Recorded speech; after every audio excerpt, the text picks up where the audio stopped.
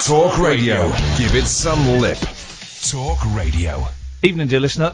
Busy show tonight. Ed Robertson from the Barenaked Ladies coming up straight after the news on Talk Radio.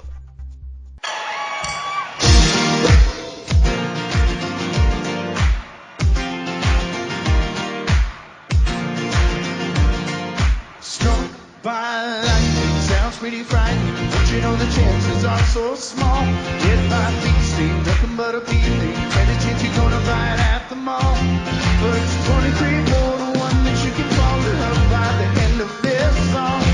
Get up, till the bookie put a bet on not a damn thing will go wrong. The odds are that we Happened there. Hang on a second. What happened there? Oh, do you know what happened? My computer crashed. Don't matter, because he's not answering the phone anyway. Hang on, let's try that again, shall we? There we go. Thank you.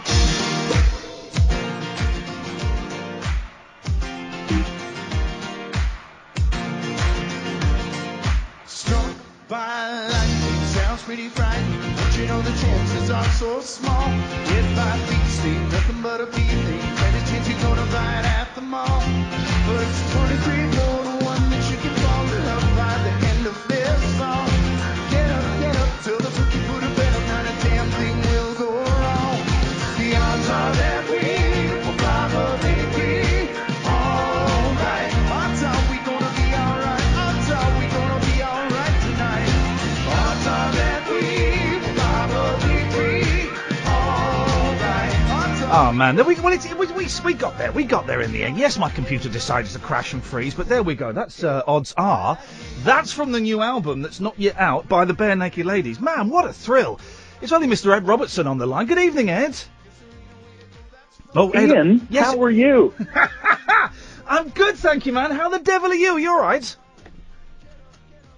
I'm fantastic. You know, got a live record coming out, doing some more touring, luxuriating in the fine Toronto weather. Is it? I'm going to warn you now. I can hear ever such a slight delay on the line, so it's going to make spontaneous banter, Ed, almost impossible. But don't worry, just stick to the script and we'll be okay. What is the weather like in Toronto now? Spring has sprung. It is beautiful blue skies, and it's absolutely fantastic.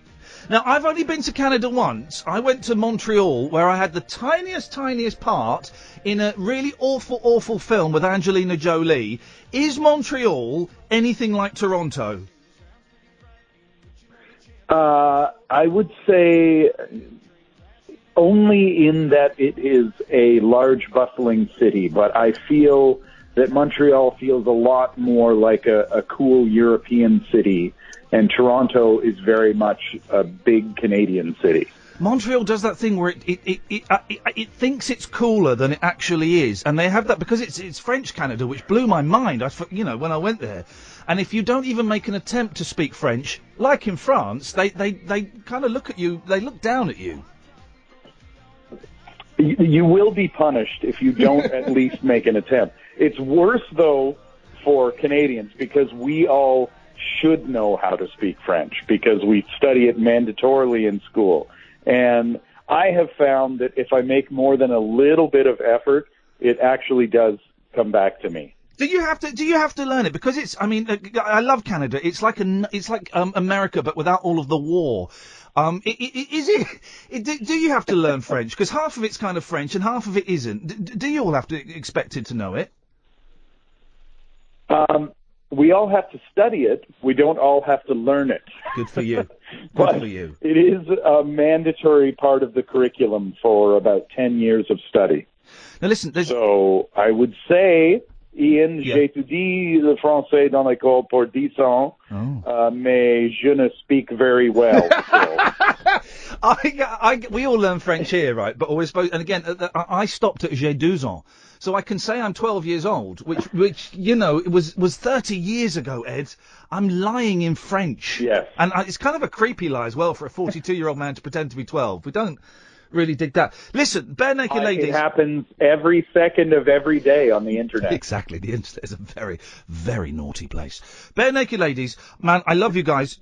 I'm confused, though, because you came over last year, And you've just announced kind of a short tour again this year. What the hell is going on with you guys? Leave us alone. We'd love to, but we enjoy it too much over there.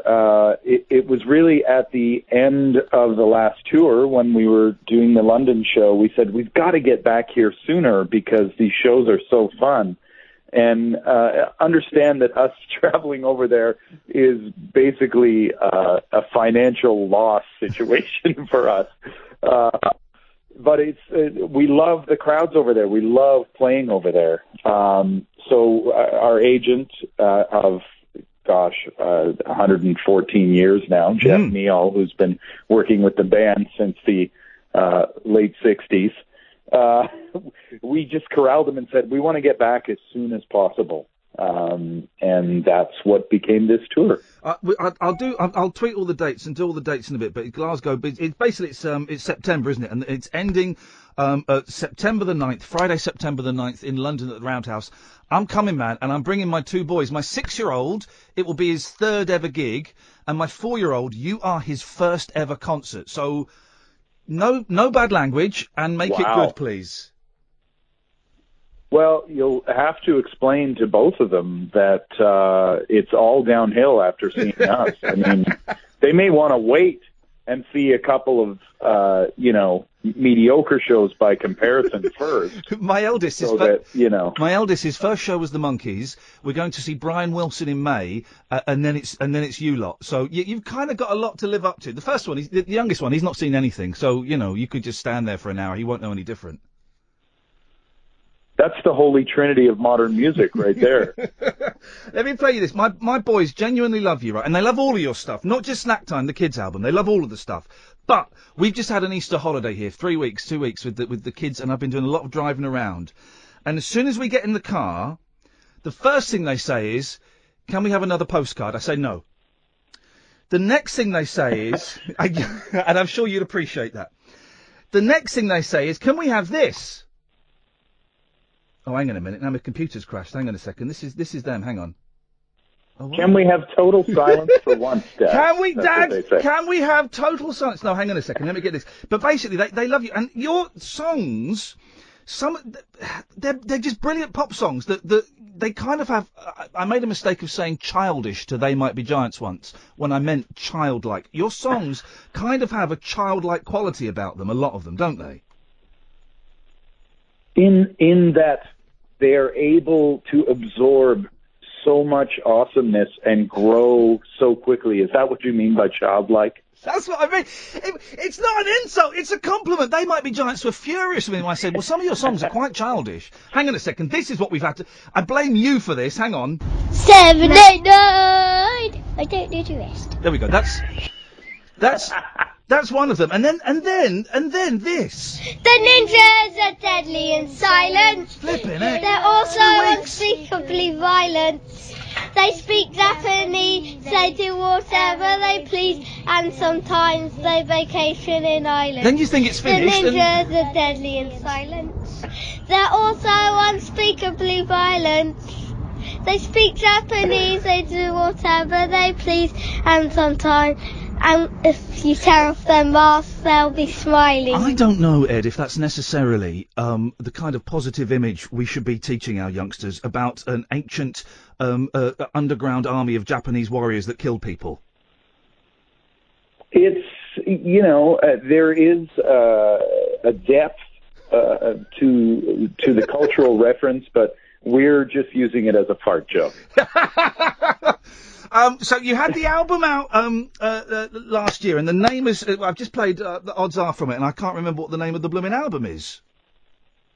It is Barenaked Ladies Rocks Red Rock. Well, this is the new one that's coming out, isn't it? So you had the studio album out last year, and now you've got a live album coming out. I think it's coming out in May, isn't it, or something? That is the case. Yes, sorry, the studio record was called Silver Ball. Silver Ball, that was it. And I'm getting the impression from following you lot on Twitter, you are obsessed with the Silver Ball, with pinball. I love pinball. I don't make a trip to London without visiting the Pipeline Arcade there. And there's a new one that I didn't get a chance to visit last time I was in town because we were staying way in the East End. There's a new one in the West End. It's sort of a tea house and pinball shop, which I'm looking forward to checking out next time I'm in town. Best pinball machine in the world? For me, it's a new one. It's Stern's Walking Dead pinball machine that just came out last year. That sounds dirty. I like the sound of that. It is so fantastic. There are pinball geeks who will tell you, oh, the greatest pinball machine in the world is the Twilight Zone machine, or the Addams Family machine, or the Attack from Mars, whatever. Yeah. Some machine from what they consider the golden age of pinball in the mid to late 90s. I wholeheartedly disagree. The best machines ever are being produced right now. Yeah. Have you got one yourself? Because I've always wanted one, but I buy so much crap off the internet and eBay that if I buy like old video games consoles like Nintendos and Segas and things. If I turned up one day with a pinball machine, I would be in very serious trouble. I'd be sleeping under it. I don't have one. I have 15. Flipping heck, man! Look at that, the rock star lifestyle. This is awesome. Which wing of the mansion? In the late 90s. Yeah. It happened in the late 90s. I was doing that exact thing. I was searching eBay for something ridiculous. Yeah. And this was in the early days of eBay, mind you, the 98, 99 eBay days. And eBay I was classic. searching for some sort of Star Trek The Next Generation thing. I don't even remember what it was. And the Star Trek The Next Generation pinball machine popped up. And I thought, you can own a pinball machine? It had never occurred to me.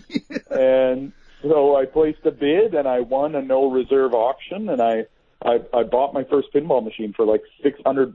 Wow, you're such a geek, and I love it. And that's not an insult. Geek is not an insult in this country either, Ed. Ed, I've got to pay the bills. Can I come back to you in about 90 seconds? Is that okay? Absolutely. Bless you, mate. Thank you very much. This is Iain Lee at Talk Radio, speaking to Ed Robertson from the Barenaked Ladies.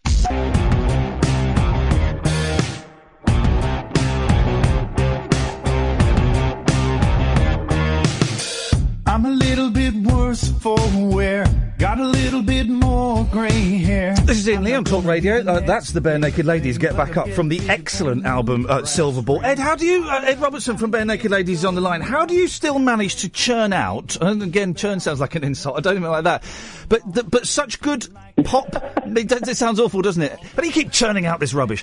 How do you keep finding different tunes? It always strikes me that songwriters can write like hundreds of songs, but they can still keep doing stuff that's different. Don't you just run out of ideas? I always think I'm going to run out of ideas, but I just love music, and I love writing music, and I think the secret is to just enjoy what you do. I write because I like to write. I don't write because I'm desperate to accomplish something with my writing, and that has really kind of taken the pressure off of writing. Yeah. And sometimes I write something and I think, oh, that sounds a little bit like X. That reminds me of something. So I just change it. You mentioned, you joked about, being around in the 60s. You've been around for ages, but not then. And you reminded me, I'm just reading Paul Stanley's autobiography, Paul Stanley from Kiss. I don't know if were ever a huge Kiss fan, but I've just got to the part where Kiss have released songs from the Elder, the concept album. You guys ever consider doing a concept? I think Bryan Adams did some writing on that record. Bryan Adams and Lou Reed, yeah. Yeah, I hate to go deep on the Kiss trivia with you, Ian, but I can go there if we need to. I love Kiss. I love them. I grew up all over concept records. I was a big Rush fan growing up, and they were kind of the kings of the concept records, So, other than a kids record and a holiday record, at this point we haven't done a record about, Ray Bradbury's Fahrenheit 451. We haven't gone there yet, but I don't think it's out of the realm of possibility for this band. I would flipping love that. And you are a band that's full of surprises. You know, with the Kids album, which is brilliant for adult. You know, I bought it years before I had kids. With the Christmas record that gets, you know, dug out kind of the last week of November every year. You know, carrying on after Stephen left, still producing brilliant albums, still, still selling out around the world. You and you're right. There is a lot of affection for you in this country. Well, we're very fortunate, you know, and not just because of the result of what we do. You know, people come out to see us. They have a good time. They come out again and again. All of that is amazing. But the reason we're most fortunate is because we're still doing this and loving it more than ever. Yeah. You know, it makes it easy to contemplate going back in to do another record, coming back over to the UK, doing another tour, when it's like, I'm looking forward to it. You know, I said to my boys recently, I've got 13-year-old and 16-year-old boys and a 20-year-old daughter. And wow. I said, I was talking to my boys recently, and I said, you know, there was a period in my career when I was so busy and so swamped, and I always felt like, oh, I have to go do this tour, or I have to go do this gig. I have to go shoot this music video. I have to go to this awards show.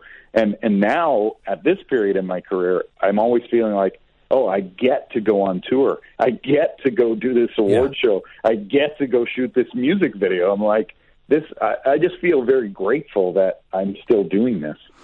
Very quickly, I'm going to let you go. I will let you go in a second. You can go any time you want, Ed, if you want to slam the phone down.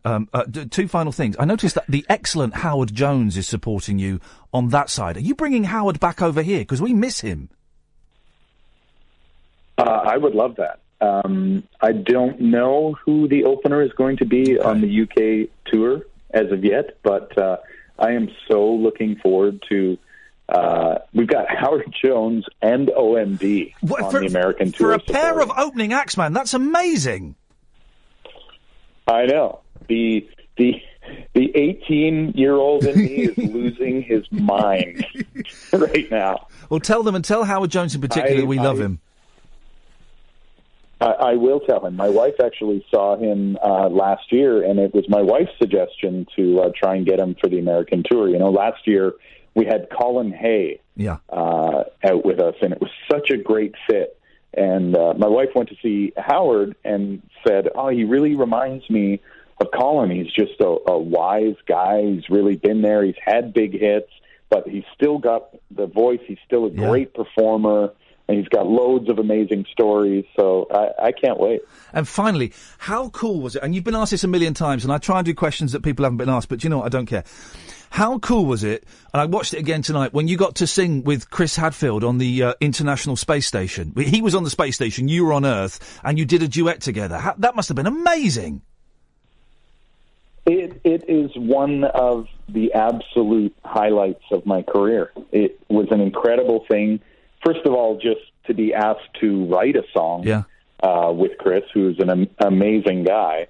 But then as the whole project shaped up and culminated with us doing a live performance with us in a studio in Toronto and Chris on the International Space Station, it was just a really, really magical moment. Ed, listen, it's so nice to talk to you, and you've been so kind to me the last few months with stuff that's going on, and, personally, thank you very, very much. When you sent me that message on Twitter, it meant so much, so I really appreciate that. The new album is coming out soon, Barenaked Ladies, Rocks, Red Rocks, live album. The tour in the UK, again, is Glasgow. It's all in early September. Glasgow on the 2nd, then Bournemouth, Cardiff, Liverpool, Cambridge, ending at the moment on the 9th September, London, the Roundhouse. I'm going to be there. If you see me, you can come and say hello, but please don't touch me, anybody. I don't like being touched, Dad. I don't know about you, but when random people touch me, it makes me very uncomfortable. I actually like it quite a bit, and I intend to touch you at the Roundhouse, so prepare yourself for that. I might just let you touch me, Ed. You're a very attractive young man. Hey, listen, man, best of luck with the tour. I look forward to seeing you soon. Thank you so much. Lovely, Ian. Always great to talk to you. Thank you, mate. Take care. There we go. Ed Robertson from the Barenaked Ladies. Barenakedladies.com, of course, if you want to go and find the details. They were only over here last year, and I couldn't get to go last year. Couldn't get to go because of work and life and stuff like that. I'm taking the night off work to go and see those guys. Yeah, I'm sorry. I'm taking Friday, September the 9th off to go and see the Barenaked Ladies live in concert. How's about them apples? Huh? My youngest first ever gig.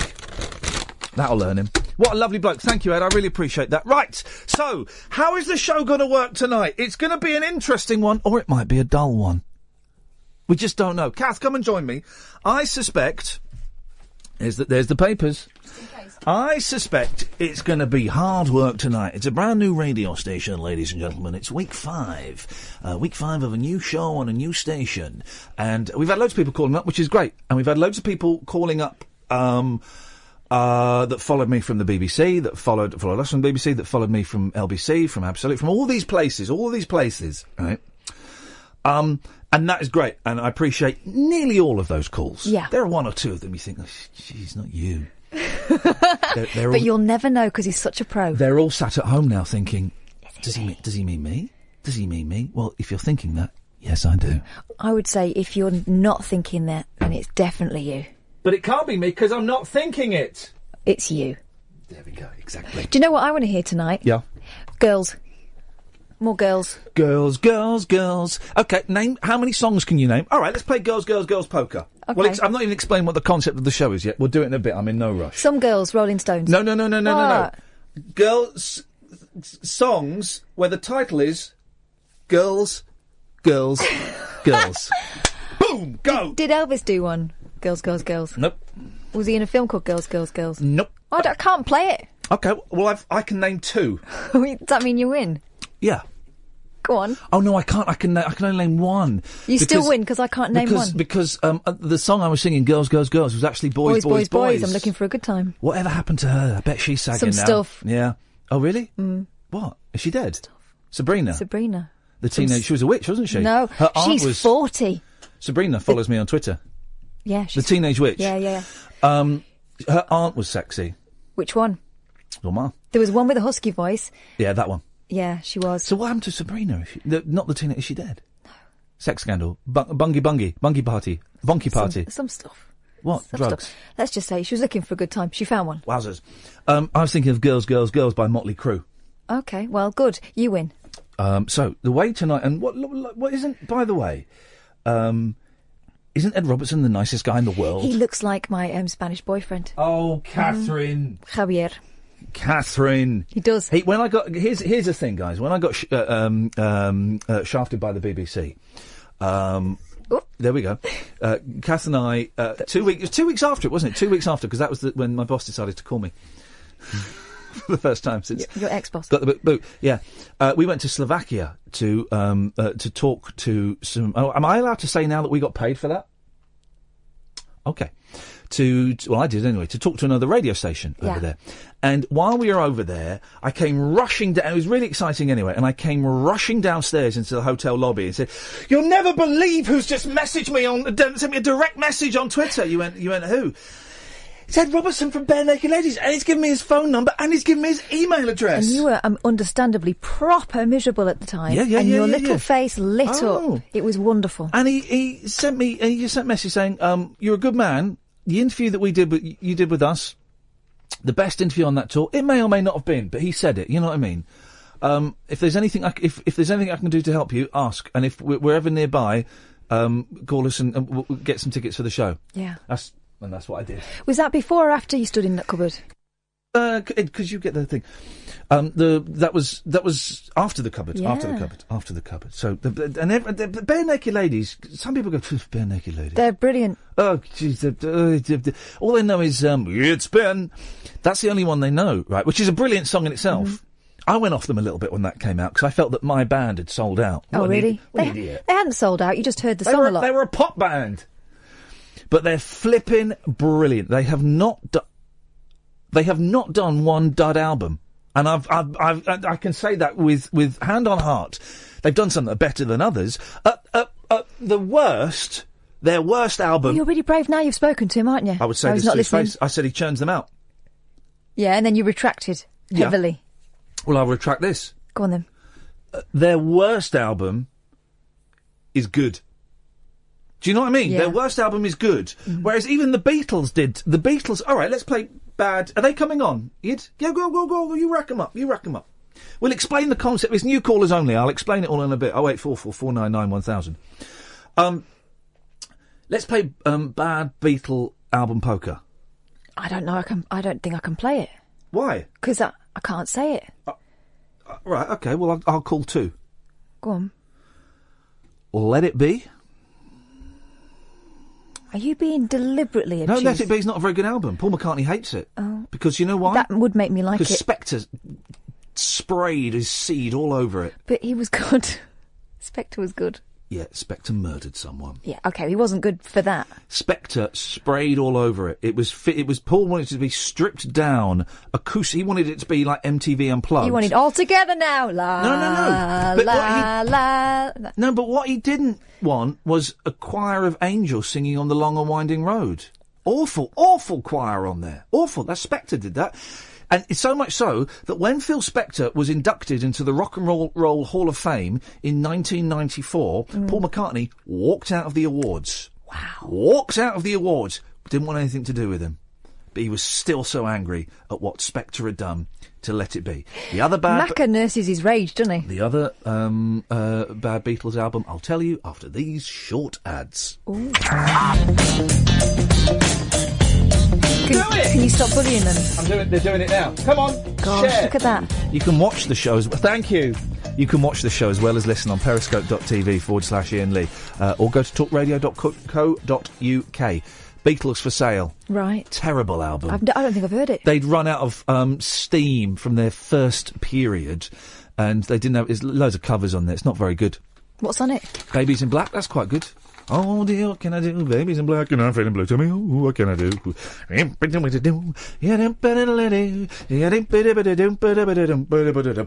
oh dear, what can I do? Babies in black and I'm feeling blue. Tell me, whoa, what can I do? Oh, there's Ringo Starr. I don't know it. Okay, it's good. Well, that's actually quite a good song. Mary's called in. Good evening, Mary. Hello. Hello, Mary. I've got to explain. The show has started. I need to explain what's going on, Mary. It's new callers only.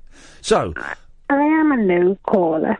I know you are, and that's why. And 0844 499 1000. We call you back. So you dial up. You speak to Ed or Catherine, and then we call you back. So, this could mean there's a lot of me. I've got loads of stuff that was in the newspapers.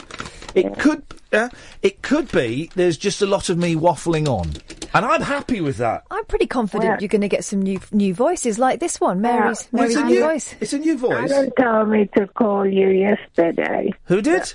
Alan is my friend. Yeah, Alan Caddick. That's the one, the Villa supporter. Yep. He told me I was going to ring yesterday, and he said no. Ring on Tuesday because it's not no callers. Yes. And we're friends, you see. We go for a cup of tea sometimes together. Yeah. How many fingers am I holding up? 4. No, it's 3. Why couldn't you see how many fingers I was holding up? Because I'm on the telephone to you. Okay. What's that in front of you now? A radio. What colour is the radio? White. She's got you there. She's got me there. All right, fair play. All right. Go on then, Mary, what do you want to say?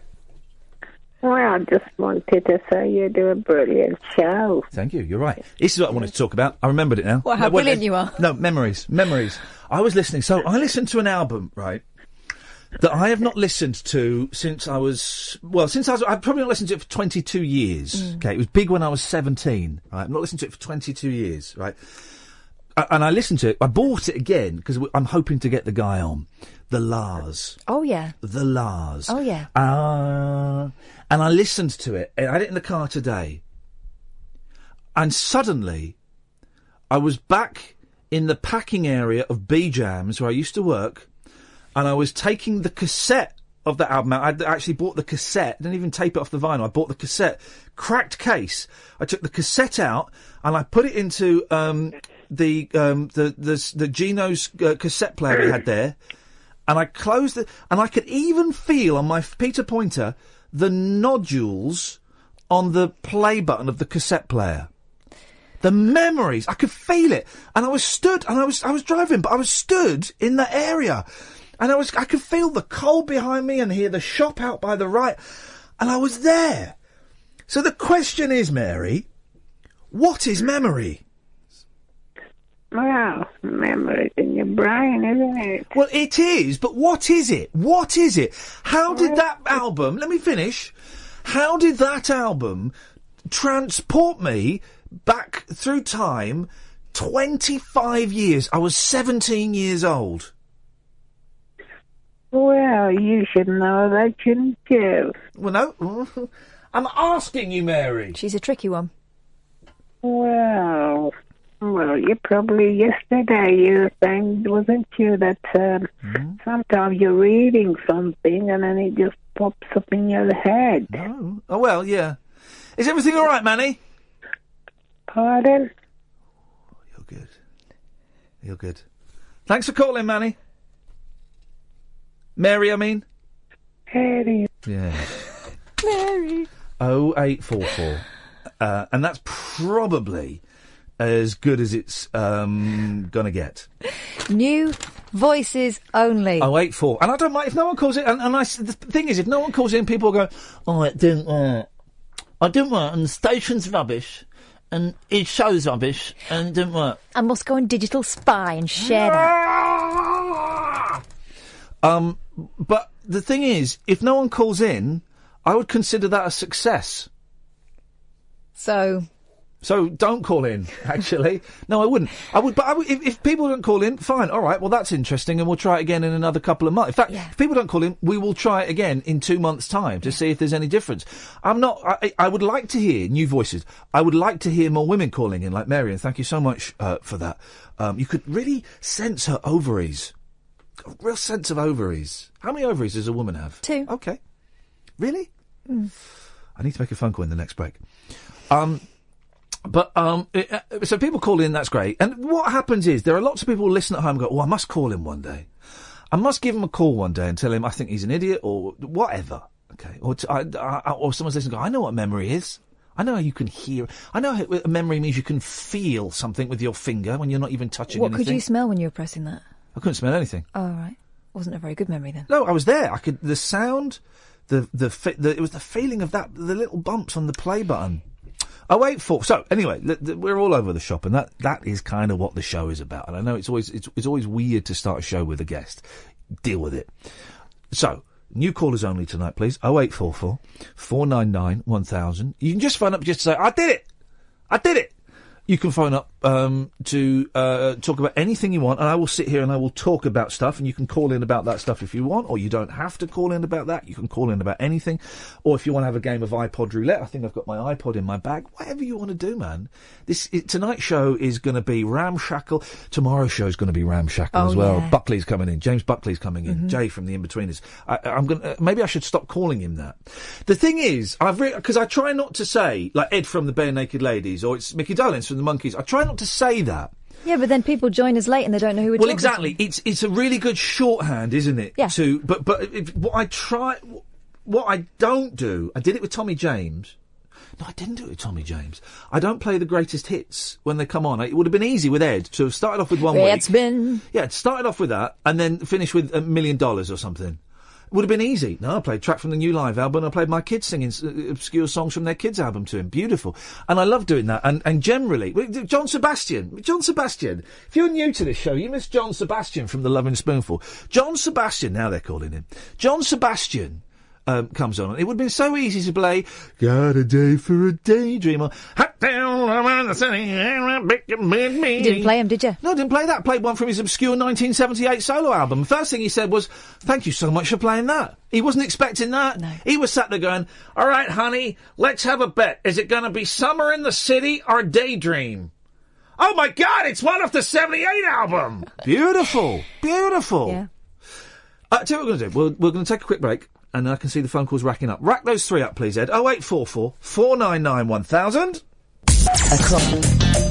Build it, and they will come. Let's go to... It's new callers only tonight, guys. 0844 499 1000. You call us, we call you back. James is on the line. Good evening, James. Oh, you're right there, Ian. I'm all right at the moment, James. I'm expecting tonight is going to be a little bit of a slog, but let's see how we get on. What you got for us, James? I just wanted to call up and really ask what the discussions are tonight. See what's happening. Well, there's not really a lot of discussions at the moment. I want to talk about one thing. I do want to know do you tweet, James? I'm not a regular tweeter, no. We're watching you on Periscope at the moment, though. Hello, Periscopers. Periscope.tv/Iain Lee. I want to know, I've got a guy, and I can't find him now, a guy called Andrew, I think his name is, who he's just started tweeting. I'll try and I retweeted him. Oh, I've got to play the answer phone messages as well later on. It's the best answer phone messages ever. And I retweeted him, and Paul Gardner. I'm a new guy on Twitter. Can you help me to know what people to follow, right? And then you can see his first ever tweet, and his first ever tweet is delightful. Oh, yeah. First ever tweet, 11 hours ago. I'm loving my day. Come on, man. Isn't that fantastic? It sounds like a happy guy, though. Now, He had a good day. Now, is that me pinging or you pinging? That is me pinging. Okay, you ping. I don't know what my first tweet was, because I had to wrestle my Twitter account off of someone who set it up, pretending to be me, like years and years and years ago. And I had to kind of... first of all, I wasn't that bothered, because I thought Twitter would never catch on. I also lost... thing when it began. Well, yeah, didn't it look rubbish? Someone should tweet a picture of what Twitter first looked like, because it was rubbish, and I thought, well, this is never going to catch on. I remember my producer at the time, a chancer called Davis, who was a terrible, terrible man. That's not fair. He was a good man, but we didn't see eye to eye on what radio should be. It wasn't terrible at all. He showed it to me, and I went, nah, I don't want to. And I partly... Here we go, this is another thing. What did you not like because the person who showed it to you, you didn't get on with? For me, it was Twitter, because the person showing it to me, I didn't really... If he'd have said, it's white, I'd have said, no, it's black, Davis. And that was kind of our relationship. So, things that you don't like that perhaps you should like, but you didn't like the person that showed them to you, so you thought, I'm not going to like that to teach them a lesson. Your first ever tweet, and what are memories? My first ever tweet. And what are memories? Are you asking me what my first ever tweet was and my favourite memory? No. I'm asking you, what is your first ever tweet, and what are memories? My first ever tweet, I'm pretty sure it was something embarrassing. I was quite young when I got Twitter, and I'm pretty sure it's just something like, "Hi guys, I am on Twitter." That's a nice tweet.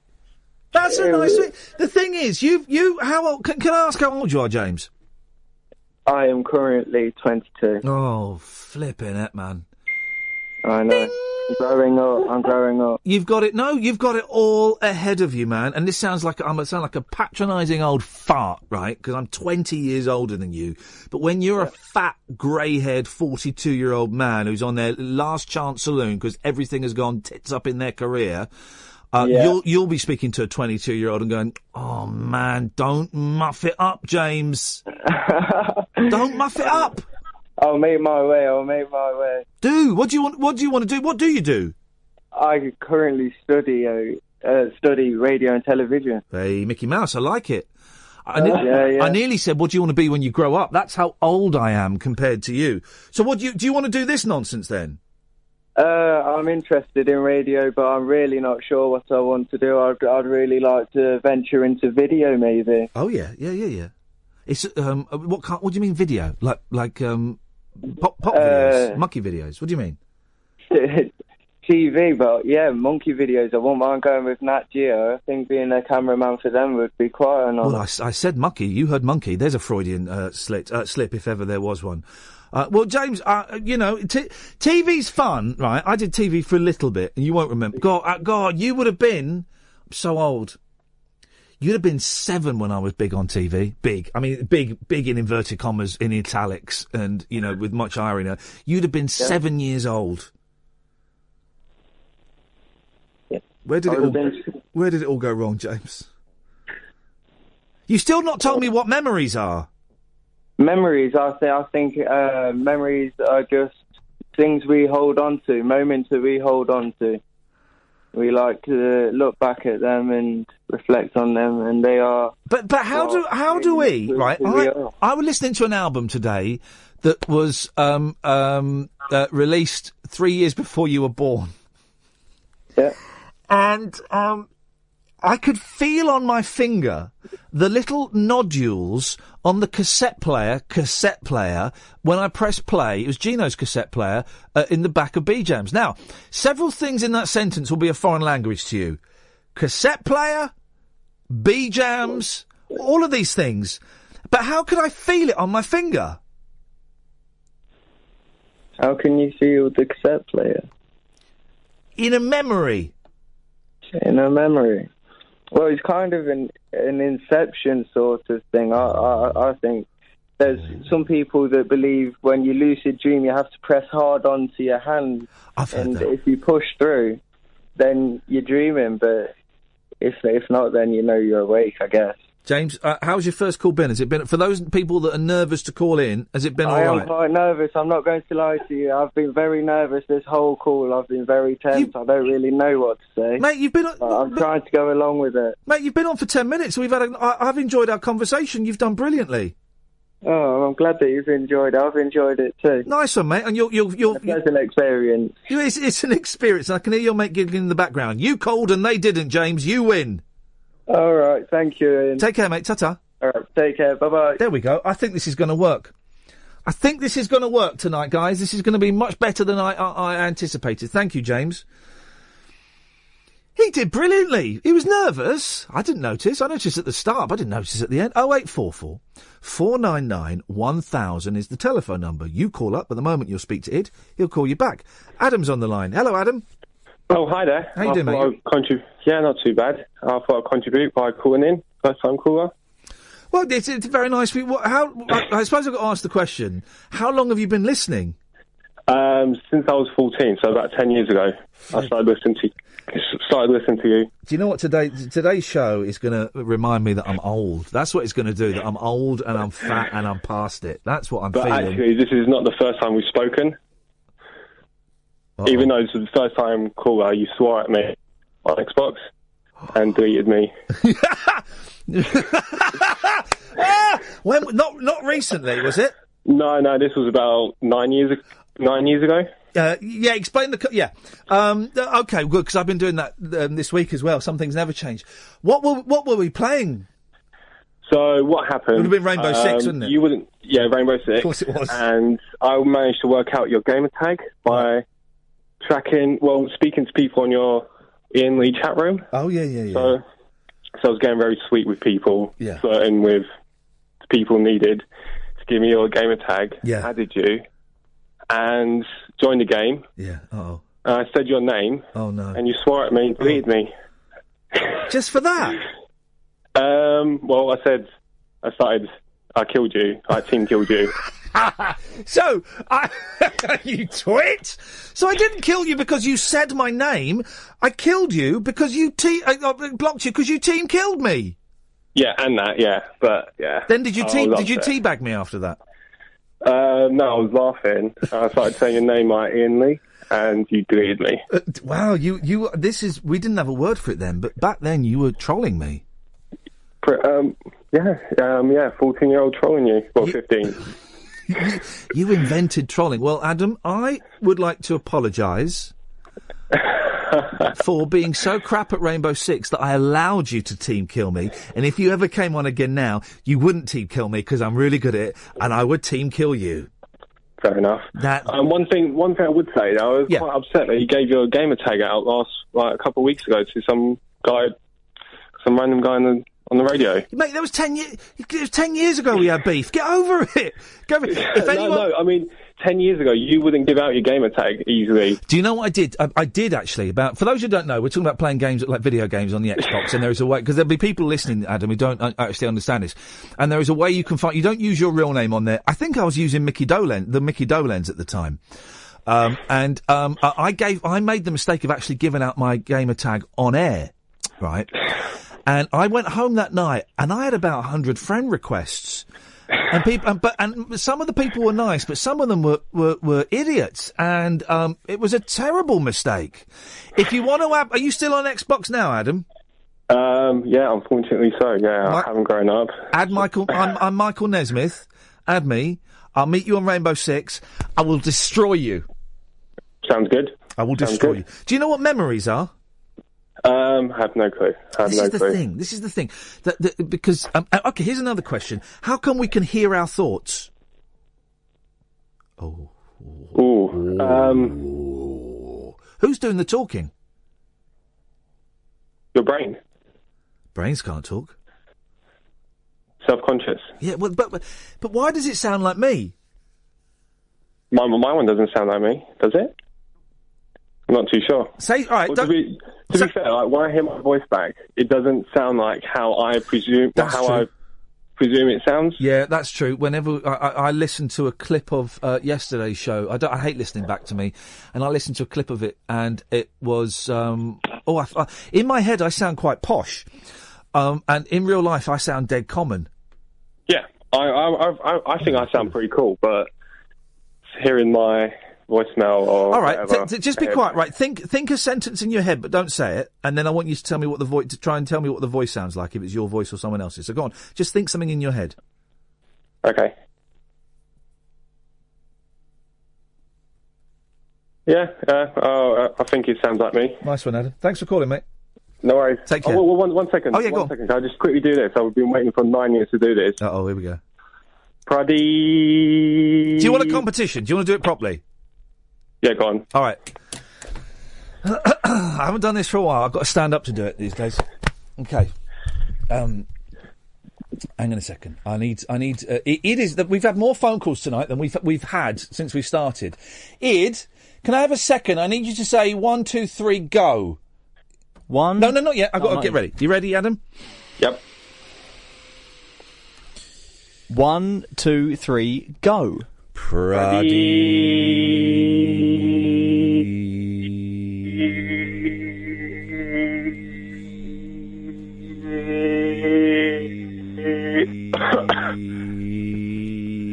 beat me.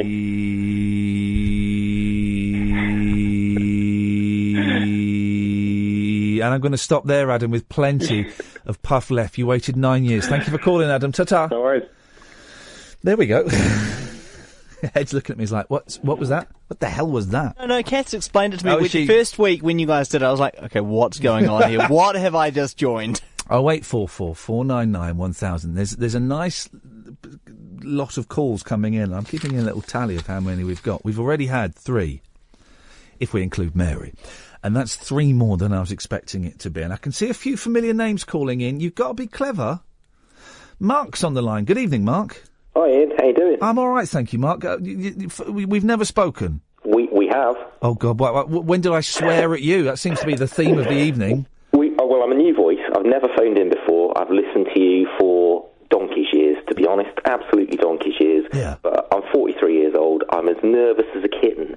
Dry mouth. I've got the shaky knee, everything. Yeah, whenever I phone up, they asked me to go on John Holmes' show the other day to do like a phone-in, and I couldn't do it, and I was kind of relieved because as I was working out whether I could do it, I got all nervous. And when I do interviews on the phone for live radio, my right leg just starts twitching away, and I have to pace around the room to walk it off while I'm talking. So I've never called in, but we have spoken. We've spoken a couple of times. Go on. And the second time you called me a dick.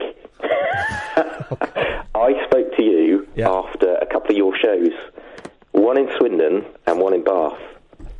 Swindon and Bath. Okay, Swindon when there were about 25 people there. That's That's right, and the guy turned up late. That wasn't me, by the way. That was wasn't somebody else. And the bath one was a joy. That's when it started to get into its groove. The bath one. It was rocking. Yeah.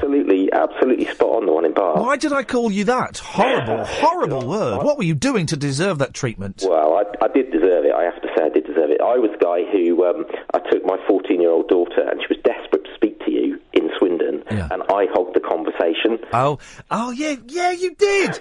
You brought your daughter all the way along, and that's why you had to bring her to the second show so that she could say hello. I brought her to the second one so that she could say hello, and you refused to speak to me. You absolutely blanked me. Good. Did I give her a T-shirt? You did. Oh, good for her. How's she doing? Is she all right? She is. She absolutely loves it, and she loves you, and she loves the new show. She's asleep at the moment, but good for her. Yeah, she absolutely loves it. Is it? Can I ask a question? I've only got a minute left, and this is a genuine concern. That's because I'm aware that I know it's a late night show, but I also know that I've got lots of young people that listen either to the podcast or to the show, and I'm great with that. There are some people who don't want, like 11, 12-year-olds listening. I love it. Let's get them hooked young. Yeah. Is it a little bit too rude? The show? No, this show isn't. I mean, my sure? Secondary school. Believe me, she is a lot worse. Yeah, I suppose so. They know more swear words than we're ever going to know, don't they? Oh yeah, she shocks me sometimes, but she's pretty good, really. It's funny because my niece and nephew who listen sometimes in New Zealand, it's their school holidays. They're going to call in this week, hopefully, maybe next week. Is that Pepper and Dylan? Dylan and Pepper, look, they're all celebrities. Awesome. And I worry that it's a little bit too rude for them sometimes. And I want to get the balance. I want it, to be a show for adults, but I also want kids to. Oh, well, kids like rude stuff, don't they? I think you tread the line really well, though. Mark, that wasn't so bad, was it? That was all right. I'll call again. It was all right. Nice to speak to you, Mark. Thank you very much indeed. New callers only. Martin, stay there. You'll be up next. Talk Radio. Right, so it's new callers only tonight. The way it works is very simple. You dial 0844 499 1000. You'll speak to Id or Catherine. We call you back. It's as simple as that. We call you back, so the call's on our dollar. What are we talking about? Well, we're talking about Barenaked Ladies. We're talking about memories, your first ever tweet. We're talking about whatever you want to, really. We can play iPod roulette. We can have a look at the papers. I'm not that fussed. It's nice and relaxed, but the rule is we can't have spoken on the radio before. Got it? So, new callers only. I'm not going to give out the phone number because the switchboard is full. It is full. I've never seen it so full in my life. Well, not here anyway. Other places maybe. Here, it's full. There's only 2 lines free. Flippin' heck. So I'm not going to give out the phone number, but the rule is you can't have called in before. Simple as that. Martin's on the line. Good evening, Martin. I think you might cut me off. Well, why is that, Martin? Because I haven't spoke to you before on this radio station, but I haven't spoke to you for 10 years. 10 years. Remember that. 10 years. Well, tell me why has it taken you 10 years to call in again? I couldn't afford the phone call. I couldn't. Well, you've been all over. Hello? Well, you're breaking up, but that's not me. When you were up in Bedfordshire, I was in London, so I couldn't get you on the radio. You see, I've not been all. I've only worked at 2 stations since then. Have you? Yeah, Virgin and Absolute and LBC. 3 counties. All the time on LBC. 3 counties. Oh, right. Well, can I apologise for not calling you then? You can do it tomorrow. Is that all right? Yeah, all right. There we go. Larry's on the line. Evening, Larry. Hello there. Good evening. Good evening, Larry. What have you got for us? First time caller. Yep. I'm a very posh man from Hertfordshire, if you don't mind. Oh, Hertfordshire, very nice. Whereabouts in Hertfordshire? Do you know Watford at all? I do know it. It's a bit of a dump. Yes. Yes. Well, I'm not from there. I'm from the posh part, Bushy. Ooh. Yes. Do you like Bushy? I'm familiar with the Bushy area. Now, I found. How long have you been in the Bushy area? Well, I've been trying to get out of the Bushy area for quite some time, but it's difficult to get out. Once you're in there, you kind of get stuck there, don't you, in the Bushy area? Well, yes, you do, but I've found I've ensconced myself very nicely in the Bushy area. Yes. I'm poking around for somewhere else, to live. Is it snug? in the bushy area? It's very... I'm in a cul-de-sac. Yeah. I believe, as a posh man, I don't hold truck with double entendres like that. Hello? Jen, say hello to Larry. Hi, Larry. Oh, you're very sexy, aren't you? Are you in the bushy area? Oh, no. Where are you phoning from? I'm from Nottingham. I'm not from the bushy area. No, okay. I was phoning about memories, love. About memories? Yeah, memories. Have you got any particularly good memories? Oh, well, what I was going to say, I was going to make the point that the young people, they film everything nowadays. Mostly around the bushy area. My life at gigs. Yeah. Oh, you're a pop star? I'm not a pop star, I'm a rock fan. Oh, okay. And all I was going to say was, one has so many lovely memories of, times past that grow within, probably deeply exaggerated over time. And if they'd been filmed, then you wouldn't be able to romanticise them so much. For example, Larry, what memories have you got? Hang on a minute. Let me elucidate. Yeah. What memories have you got that would have been cheapened had they been filmed on a video camera? Well, kissing my Margaret in the bushy area, for example. I took the opportunity. She was squatting in North Watford, but she got up from behind a car, pulled a knicker, and after that, we kissed, and what I will say was appalling. This was 1951. I didn't know anything like it. Her tongue went round and round and round. It's disgusting. I leaned forward and kissed her, and her tongue's getting disgusting.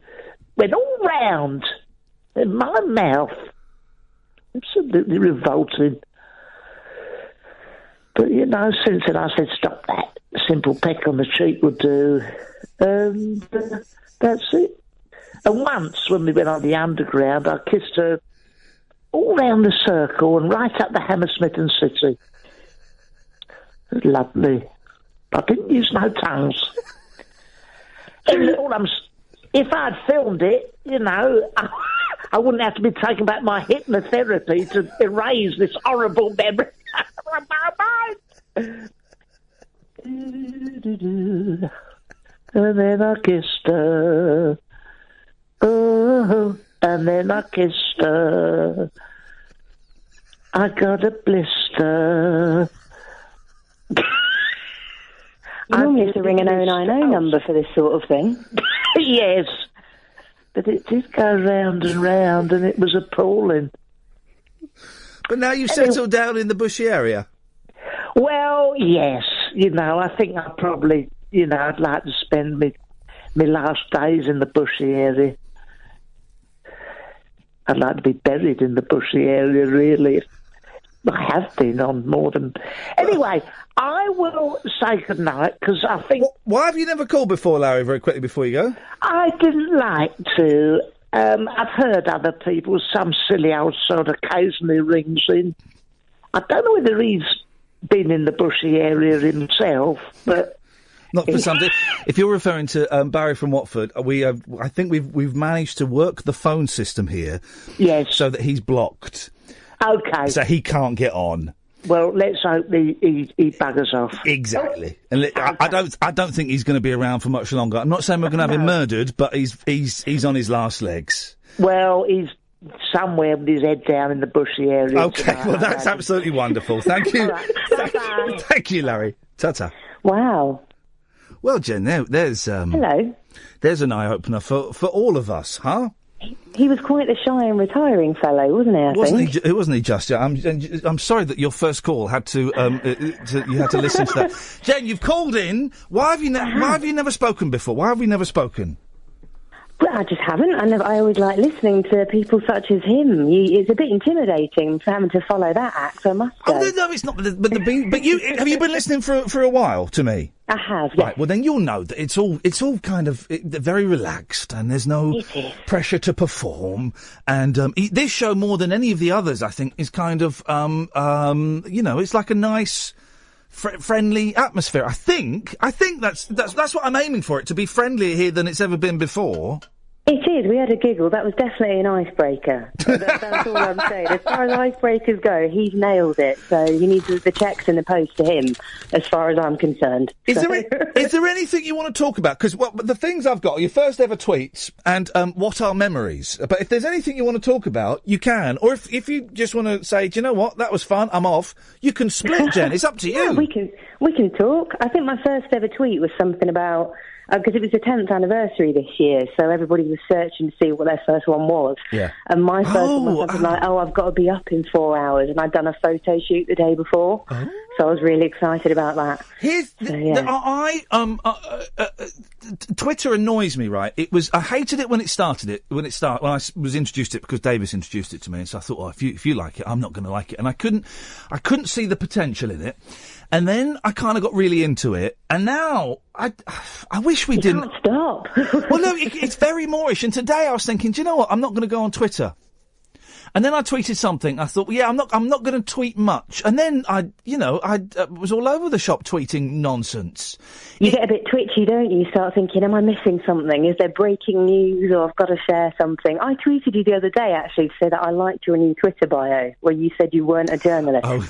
For those who don't know, I was getting loads of, after Friday's show, I was getting loads of abuse from people who hadn't heard the show and didn't know me, going, well, you should research your guests, or are you not a proper journalist? I'm not a journalist. I'm not a journalist at all. Hence the Twitter bio, I'm not a journalist.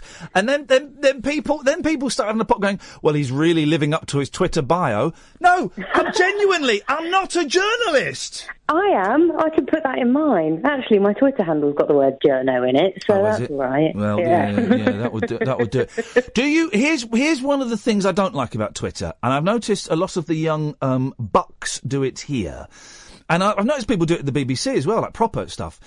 Is that do you remember? So I'm talking to Kath through the glass now. Do you remember the other week there was someone was trying to?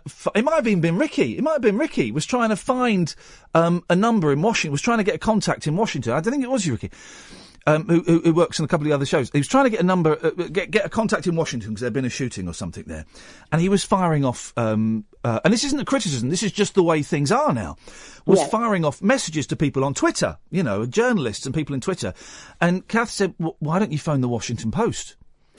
And it's not in any way a criticism. This is how the new things, this is how it's done now, is that journalists and people approach people on Twitter saying, could we contact you for a story? Could you follow me so I could DM you? Could you follow me so I can DM you? It's the modern equivalent of, I'd like to invite you to join me on LinkedIn.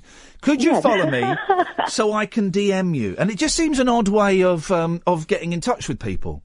Well, there was all the criticism. Somebody compiled all these screenshots of journalists in the wake of the terrorist attacks when the bombs went off, of all these tweets of the platitude of, hope you're safe, can I use your video, can I use your picture, keep safe, let us know you're safe. And it was just one after the other, where every journalist was saying it as if it was a tick box that they had to do, to go, can we use your picture, can we use your video, but keep safe, hope you're safe. And it ended up just being one big cliche and didn't make anybody look particularly good. Yeah, I know, it's a weird thing, and I'm also aware, here's the thing, when Paul Daniels died, right, I'm going off on a slight tangent now.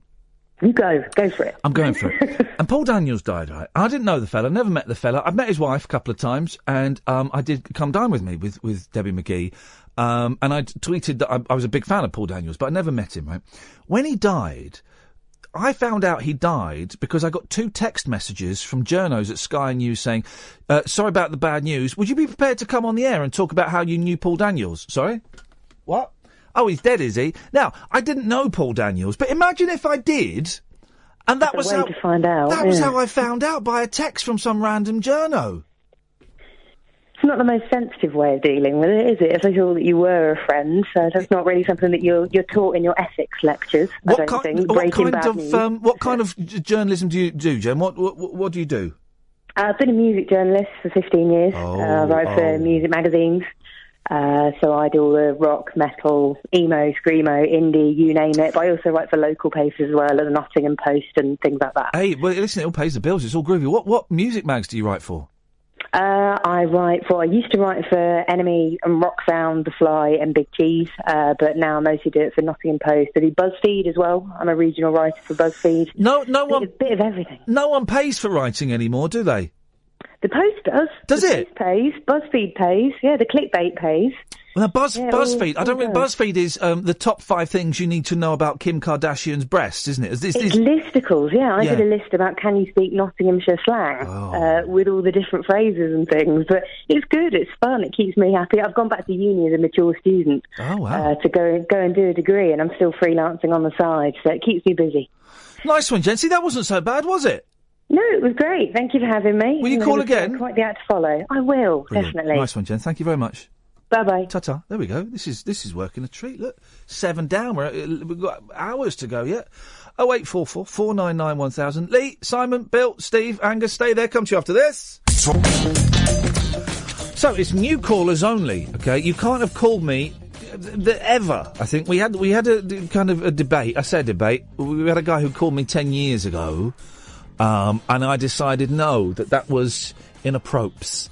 And I just want you callers. We've had lots of people phoning up saying, we have spoken, not on air, you called me a dick. Right, okay, well, I'm sorry about that. That may well have happened. If you want to, look, there's Jen who just called in. Look, there we go. So, if you want to call in, 0844 499 1000, you'll probably speak to Id, because Kath is out there putting the podcast together. She'll come and join me in the studio in a little bit, don't worry. What are we talking about? Nothing really. What are memories? Your first ever tweet? What stuff didn't you like because the person who told you about it you didn't like? So the thing may have been brilliant, but the person who told you about it you considered to be an absolute cheese, and so you weren't interested.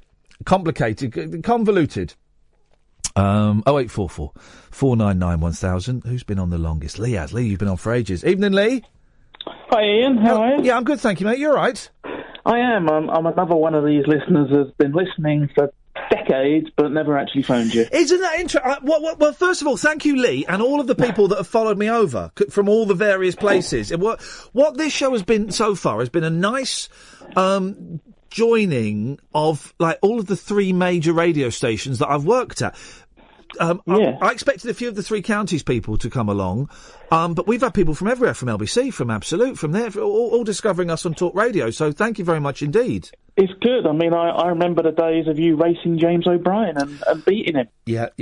I raced James O'Brien. Do you know what? But to my great shame, and I still think back on that day and I shudder, right? I like James. James is such a nice bloke. I get on really well with James. We're not particularly close.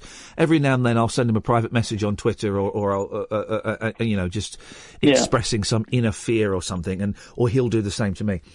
The thing about that day that ruined it for me is halfway through, I raced James O'Brien, who's a very well-respected broadcaster. He wouldn't do it now.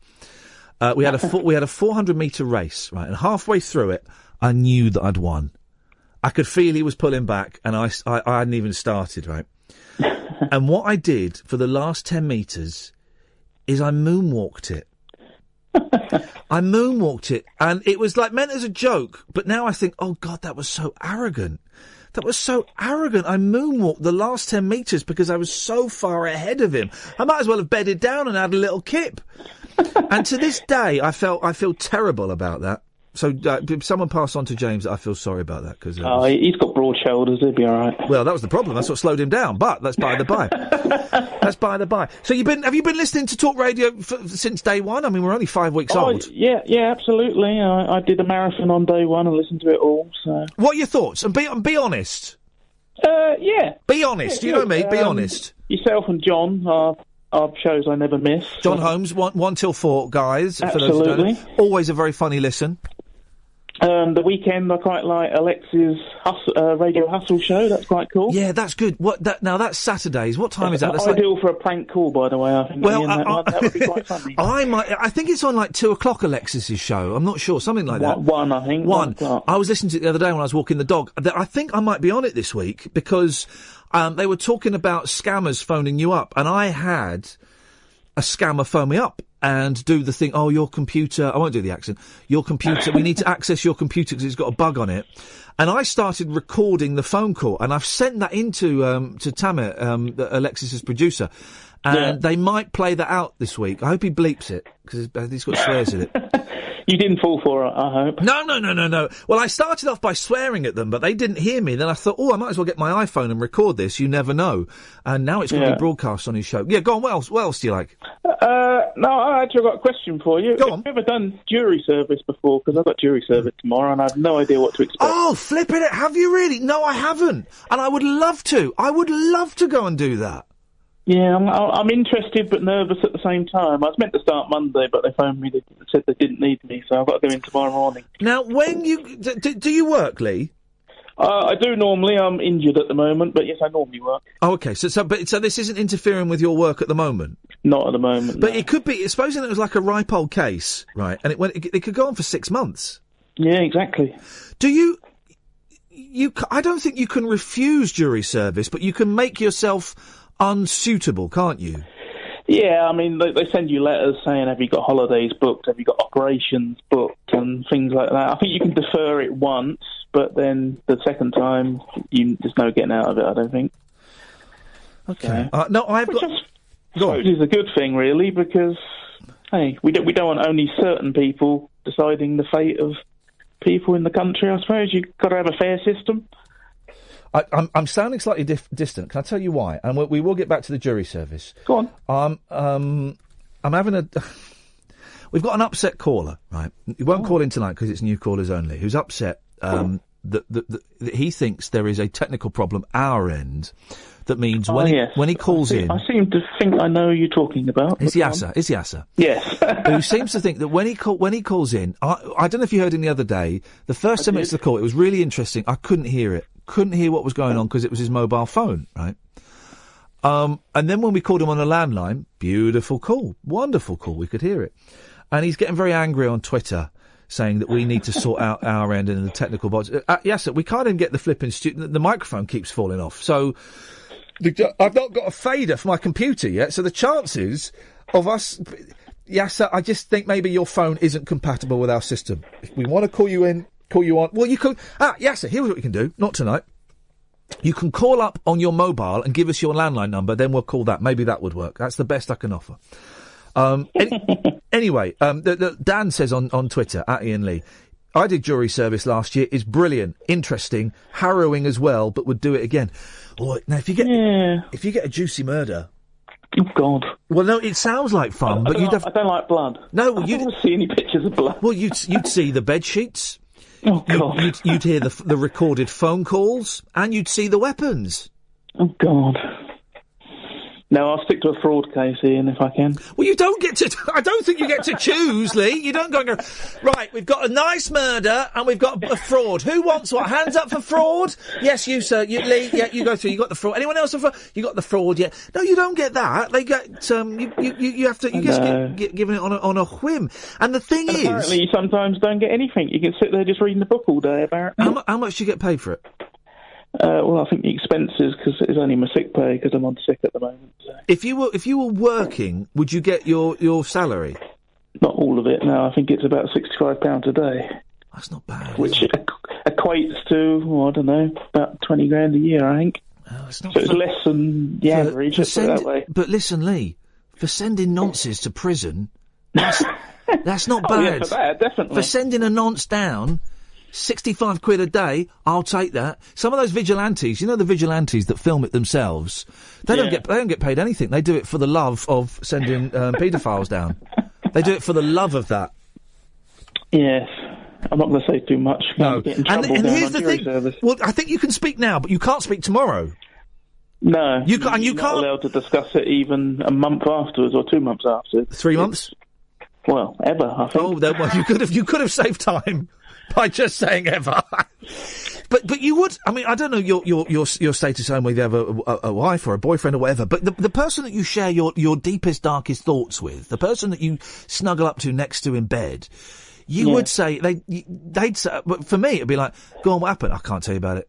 Go on. I can't, listen, I've signed a thing, I can't, go on. I can't do it, leave it. All right, then be like that. And then they start to fall asleep. Right, wake up. Right, what it is, right, this guy is accused of murdering his wife and his daughter and his mistress. And I think he did it. But no, it'll be like that around my house. Of course you'd tell someone, wouldn't you? Well, I've looked on a few, the typical internet forums, and people are talking about jury service. There's a lot of people that obviously don't obey that rule because they put things in there about the case they were on, and I'm like, that's contempt of court, isn't it? Yeah, I think so. I think so. You've got to be. Oh gosh. Well, Lee, I definitely wouldn't post it online. Well, Lee, I wish you the best of luck. Oh, thank you, Ian. Is there not? Okay, is there? If anyone's done jury service and you're a new caller, now we're finding a niche. 0844 There you go. I thought I'd give you a topic. Is there not? My worry would be right that the guy's obviously a murderer and a sex criminal, right? And you're about to, and you're the foreman, right? So you're the foreman, Lee, right? And you've got guilty. You've all got guilty. There was one person that was a little bit unsure. You persuaded her that actually he was guilty, right? So it goes, right, Lee, you're the foreman, Lee. Stand up, rise. Right. Have you come to a majority verdict? Yes. Okay. Would you give us the verdict now? Before you do that, right? The guy leans in his case, in his case. What do they call it? The stand. The stand. They call it the stand. Dock, isn't it? I don't know. Yeah, he's sitting in the dock of the bay. Then he stands up in the stand. When you're sitting, it's a dock. When you're standing, it's a stand, right? And he points his finger at all of you, but at you, he's angry to the ear, and he says, "If you find me guilty, I've got people on the outside. I don't know what you're laughing for. And they will find you, and they will find your family, and it might not be tomorrow." Might not be next week. Might not be for... Don't know what you're laughing for. Might not be for 25 years. But they will find you. And they will destroy you. Now let's hear your verdict. What do you say then, Lee? Not guilty, There we go! A coward doing jury service! Lee, I wish you the best of luck, mate. It's been fun talking to you. Thank you very much. Ta-ta. A coward doing the jury service. That's what we want. 0844 499 1000. New callers only. I thought tonight was going to be a hard old slog. Boy, oh boy, we've had eight callers, 8 new calls. 8 new callers, and there's still loads on the switchboard. There's room for you to call in, though. Don't get me wrong. I only said don't get me started. I'm started. Don't get me wrong. There's room to call in if you want. 0844 499 1000. We call you back. What are we talking about? Well, jury service. What is a memories? Your first tweet. The proliferation of mobile phones and things, filming things at concerts, the Barenaked Ladies, whatever you want, whatever you want. Simon's on the line. Yes, Simon. Hello, mate. Hello, Simon. What you got for us? It's Simon 2, actually, if you're going to give me a full title. Oh, okay. I know this I know this gentleman, Simon 2. He's a charlatan. Yeah, I am a charlatan. There are 3 types of charlatans. There is the actual charlatan, which means, oh, you're a charlatan. Where did that come from? Is it biblical? No, that's the Samaritans. Yeah. Then there is the charlatans, the band. Well, I'm from Manchester, so... Are they from Manchester? Yeah. I remember them when they were baggy. But then there's also the charlatans, the other band. Not the Manchester ones. No, wasn't there? There was a shot. It's like there are 2 Nirvanas. 2 Nirvanas. Yeah, there are 2 Suedes. And when when Suede go to America, when the British Suede go to America, there's an American Suede. So what do the British Suede call themselves? Do you know? Hello? I think I've got this right. I think they call themselves London Suede. Yeah, they're the London Suede. Oh, and it's what was it like? It was the Chemical Brothers and the Dust Brothers as well, wasn't it? Well, no, but they've just got brothers in the title. No, because they were called that, and then they had to change the name. Hang on, who are the real Chemical Brothers? Who are the real Dust Brothers? In fact, who are the Dust Brothers? Yeah, exactly. Yeah, that'll learn them. Yeah. Jury service. Yeah. You'll be on board with this. I got asked to do jury service a while back, but because I've had a conversation with the doctor about depression and all that kind of stuff. Oh, you actually played the depression card. I didn't play it. You pulled out. You said, "Hang on a second, Mr. Head Juror. I've got a pack of cards here somewhere. Race, no. No. Wheelchair, no. Gay. Well, I'll save that for another day. Depression. Have that card, sir." And you aced him. I aced him, and he wrote back and said, "I'm sorry, you're completely unsuitable. You must leave and never speak to us again." Brilliant. Why would you want to... Here's the thing. Why would you want to get out of jury service? I wouldn't. And actually, all I was doing is, full disclosure, that when they write you the letter, they say, "You've got to give us everything. We need medical records. We've got to know who you are, what you're doing." Because I was looking forward to it, but no. It's like, I don't believe in juries. Discrimination. I don't believe a jury ever exists. It's like, I don't know anyone who's won the lottery. I don't know anyone who's been on a jury. I don't know anyone who's been asked to be one of the 100 people on Family Fortunes that get asked the question. I don't think these things... The courts actually exist. I'll find out soon. But do courts with juries actually exist? I don't think so. Only in movies. Anybody that's won the lottery? Don't know anybody. No, I don't. I think it's all nonsense. All nonsense. Conspiracy, they're out to get us. I was going to play you a song, actually. I was actually going to get my guitar and play you a song, but I bottled that. So I've lined up what I believe... Why have you bottled it? Well, maybe for another... first time... For that, I'm going to express an interest here. For those... I don't know Simon particularly well, but I've been around your house. Simon filmed when I did a series of live shows last year, right? And Simon came and filmed the show in Luton, and he recorded the audio as well. That was the only... No, it all came out brilliantly. There is a chance that might come out on a CD at some point, if I can ever get off my backside and sort it out. That might come out as a CD. It's Cat's fault, that, isn't it? Yeah, why not? And, well, it's not. Well, do you really want to go there? Go on. You want to go there? No. Okay. So... But no, I'm teasing. But yes, I forgot to reply to a text you sent me ages ago. Yes, come in and film the show one night. Right, good, I'll do it. Come in and film the show one night, and we'll put it up on our Facebook page, and you put it on your website if you want. We'll put it all over the place. But yes, definitely, please come in and film the show. The thing is now... I've gone proper mank now. Yes. With Periscope doing so well... Yeah. I mean, everybody's watching it online. It's brilliant. It's like watching telly. I don't know. What would I do with the video? Well, you could film... I want to talk myself out there, but... You can film. You can film before the show. You can film Id. I mean, well, okay. Yeah. You can film Kath. Yeah. Oh no, hang on. Okay. You can make a short. You're the director, man. Direct. Yeah, man. Direct. Yeah, man. I'm on it. Here we go. Look, Thomas is unhappy with the show. Shall I read this? Go on. Ian, there is a lack of conflict on the show lately. It's disappointing. What?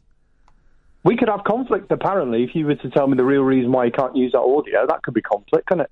Because the ending is muffed up. Oh. And you know that. Yeah, and you know... But you know who Well, I know who was in charge of recording. Are we going there? Well, Thomas wants us to. Well, it's something to do with Luton Library. It's one of those. It's one of those things that just happened. The thing is, Thomas, right? We've had conflict on the show, and did you not listen to Friday's show? Flipping heck, Friday's show was pure conflict. But it doesn't have to. If it's all conflicts, right? It's all one level. Ba ba ba ba ba ba ba ba ba ba ba ba.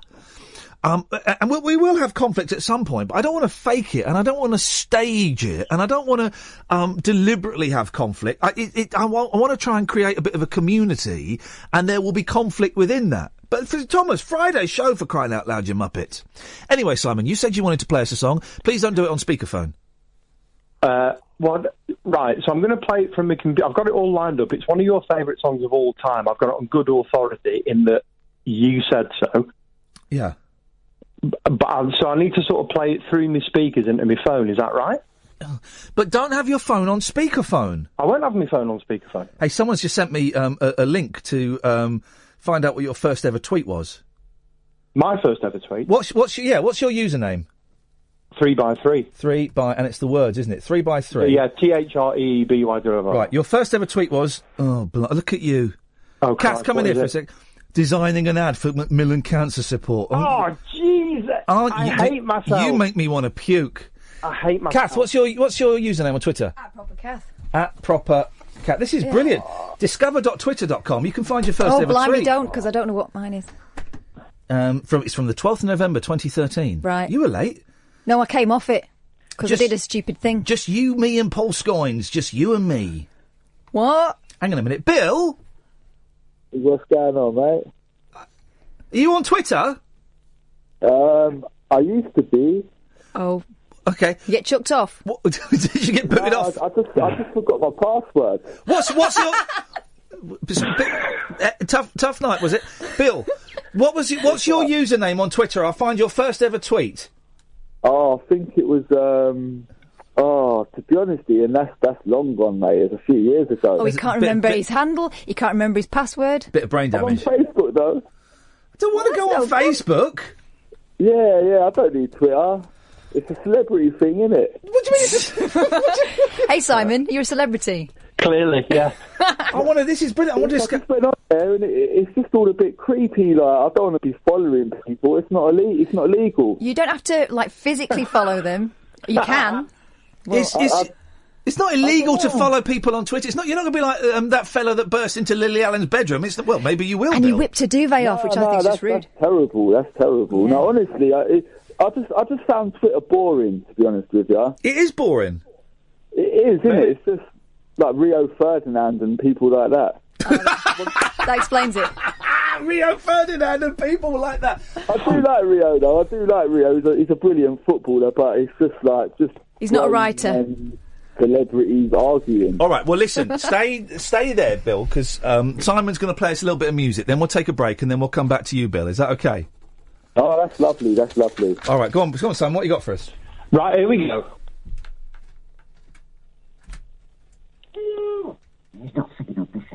Oh, Frank.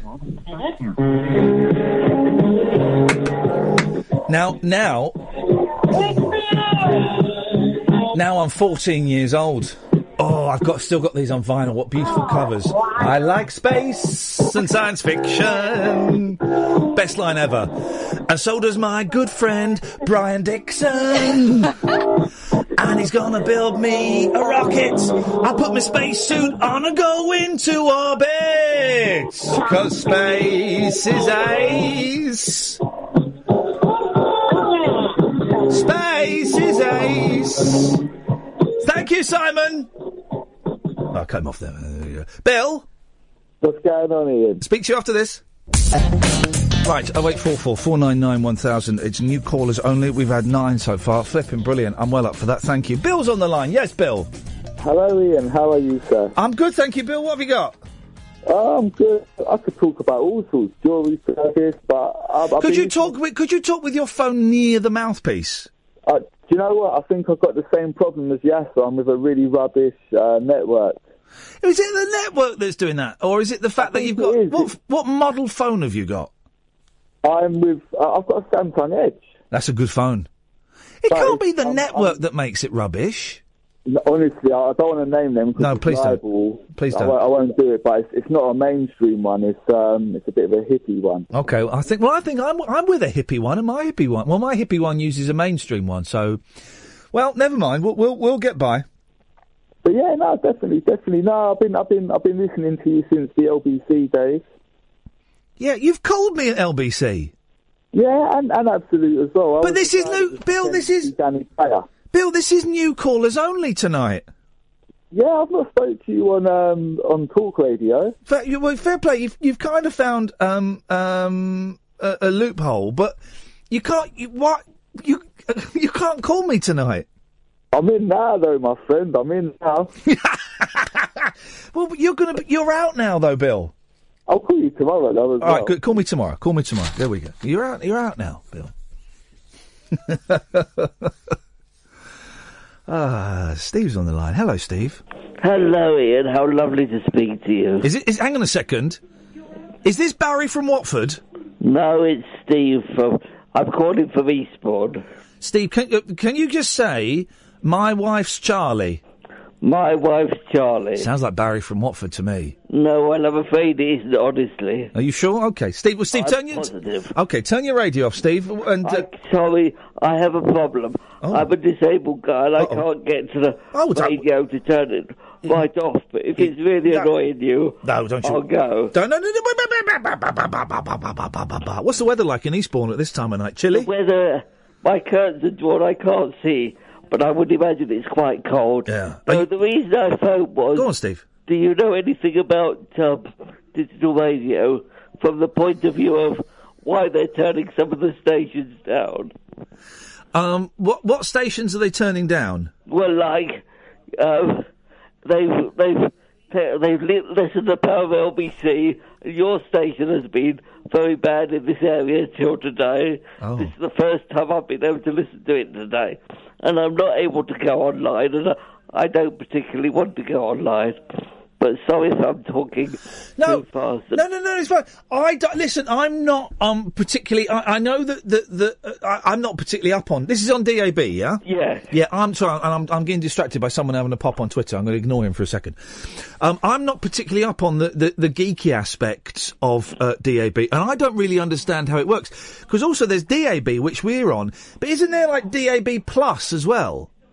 Oh, I've never heard of that. How does that work? Oh, I don't even know. I don't even know how FM radio works. Do you know what I mean? The fact that there are millions of radio waves just flying all over space at the moment. That if you've got an aerial, you can pick them up. Yeah, but just can I say, I first started listening to when you were on LBC, then I moved to Eastbourne, so until recently I couldn't get LBC, but I can get LBC now, and of course Talk Radio. Yes. But I'm so glad that Talk Radio has come on the air. But I do like it when I did like that person from Bushy. It made me laugh a lot because it was innuendo really made me laugh. In your endo, someone has I didn't get it, but someone has suggested that actually that may have been a caller that's called in before, which is naughty, and actually they were being absolutely filthy. I know, it was so funny, it just cracked me up big time, anyway. Well, I'm glad you're enjoying it. What else do you listen to on Talk Radio on this station? Actually, you're the only programme at the moment. You're the only programme I listen to on Talk Radio at the moment. Okay, well, listen, Steve, check out, there's some other bits and pieces. You've got Paul Ross on here, and Julia Hartley-Brewer, and John Holmes, and Sam Delaney, loads, and Johnny Goulden-Ash, loads of good people on, so check it out. Yeah, thank you very much. I'm sorry if my call's a bit boring. So, Steve, you've obviously not listened to this show long enough. Well, I have. I used to listen to it on LBC when you were on LBC. Well, you're very kind, Steve. Make sure you call. You've not been boring at all. It's been a pleasure. Make sure you call again, won't you? Hello? Yeah, but take care, Steve. Take care, look after yourself. Tatty, bye, there we go, why not? Well, I tell you what we're getting. Lots of nice people calling in. That's nice. Well, Angus, I don't know, maybe you're an arse. I don't know, Angus, let's find out. That's a terrible way to introduce a phone call, isn't it? I'm not an arse. Good. Are you sure? I'm sure. Yeah. Okay, what have you got for us, Angus? I've been a serial podcast listener. Hang on a minute, mate. What the hell's going on with your voice? You're not normally like that, are you? No, I'm not. I'm a bit weak. You got what? Is it too weak for the radio? No, it's fine. No, it's fine. I'm worried that you're good. And don't push it. Don't. No. Oh God, well, don't do that either. That's horrible. Don't stress it too much. What? Have you got a bit of laryngitis? No, I've just coughed a lot today. Really. What? Smoking? No. Are you sure? I'm sure. Okay. Well, you carry on. We can hear you. Go on. I was calling in about memories. Yeah. What is memories? Yeah, what is memories? Well, it was an interesting thing. You know, you said about people's internal voices in their head. Yeah. A good friend of mine works in a deaf school, so he has lots of people who have never heard a voice ever. So how do they hear it in their head? Well, do that. Well, I guess they don't. Yeah, what have they got? Have they got a sign language man like the side of the telly? Don't some of those sign language people, some of them look like they're really into it. Some of them look like they're into it a little bit too much, and I'm very mistrustful of those people. Yeah, but some of them call it the midnight raver. The midnight raver? Because it only came on really late at night. Yeah, what, can deaf people not sleep? Well, that seems a little bit unfair. But some of them look really bored as well. Yes, very. I like a bit of sign language. It's years ago I nearly learnt it, and then, drink got in the way. But can you do every word in sign language? I suppose you can. I don't think so. I think some you have to spell out. But I think the other thing is they have languages as well. So there's English sign language, American is different, just to make it even more. Yeah, they do, isn't it? don't they? They do. There's American Sign Language and British Sign Language. Come on, guys. I mean, and how different could an English person understand an American Sign Language accent? I'm not sure. Do they see it as an accent? Is it like a flair? I don't know. It's a strange one, isn't it, the sign language? Another thing that I don't get is Braille. How do they know where the signs are? Well, I guess someone has to guide them to the signs. But my fingers aren't that sensitive. So I would struggle, I'm feeling like a nail now, and I couldn't, a screw, and I couldn't tell if it was a Phillips. This is a terrible comparison, comparing a screw to Braille, but whether it's a Phillips or a flathead. So the feeling, all of those little dots, and yet there's a fella on Radio 4 whose name escapes me, and he presents, and he's reading. I discovered that he reads all of his scripts with Braille, and I suppose what it is the human brain, its capacity to adapt is quite incredible, I suppose, and that needs must. They must. I guess your dexterity at the end of your finger must improve. You would have thought so. You would have They thought have so. supercharged fingertips. Angus, what are you going to do to get your voice back? Rest it. Probably not call into the radio. Thank you very much indeed, Angus. There we go. Good first call. I've been meaning to keep a track. I think we've had about 10 so far, haven't we? Iona's on the line. Yes, Iona. Hello, Ian. Hello, Iona. Oh, I'm terrified. I'm going to be just, calm down. Well, saying the calm down thing, it don't work. I know, I've discovered that just now when I did it, and it didn't work at all. We just need to, you and I need to do, we need to get into it, and then it's going to seem like 20 seconds, but it'll be about 3-4 minutes. I'll say, well, thanks for calling, Iona, and your brain will go, that was it? And it'll be done, and you'll put the phone down and you'll collapse in a heap. Oh, okay. So I'm already in a heap, so we're good. Well, that's fine. That's all we've got. All we've got to do is get through the next 3 or 4 minutes, and it'll be over like that, and it will seem like 20 seconds to you. Okay. Trust me. Cool. I've been listening to you for so long, and I've been meaning to call in, so I'm happy to do it. Well, now. here's the thing. We're getting so many people. All these people. All of you lot. Iona, I'm pointing at you now. Okay. I'm pointing. I'm not pointing now because it's rude. That have been listening for years and years and years. I'm so glad you've all called in though, because tonight could have been really, really hard work, and instead it's been an absolute joy. Well, I was going to call last night, and then you said it was all new callers tonight, so I thought I'd hold off, and just in case. But I've been watching you on Periscope. Hello, Periscopers. And it's the Periscope. Sorry, do go ahead. No, I was just going to say the Periscope thing. Periscope.tv/Ian Lee. If you want to watch the show, and I don't quite know why do you watch the show, Iona? Because basically it is a portly middle-aged man sitting in a chair talking. That is not true. Highly unfair. Sometimes I stand up, but there's not really a lot to look at. I don't know, you said that you were kind of hoping to create a little community with all the calls and everything. And I think there is a weird little community on Periscope. Everybody sort of chit-chats to each other. So I don't know, it's quite nice to be. And it's also interesting to see what's going on in the studio. I think you're probably very used to it. But, from everyone else's perspective, it's quite interesting. I suppose so. Well, are you on Twitter? I am on Twitter. What's your Twitter handle? We're going to find your first tweet. It's Iona Annoy. Iona Annoy. Yeah. Let's see what your first ever tweet was. I think I was responding to hang on. How do you spell it? Oh, it's my name forward and then my name backwards. Oh, Annoy. Oh, okay. Yeah, I get it. Let's see. Your first tweet was... Oh, you're Princess Leia, right? I know exactly who you are now.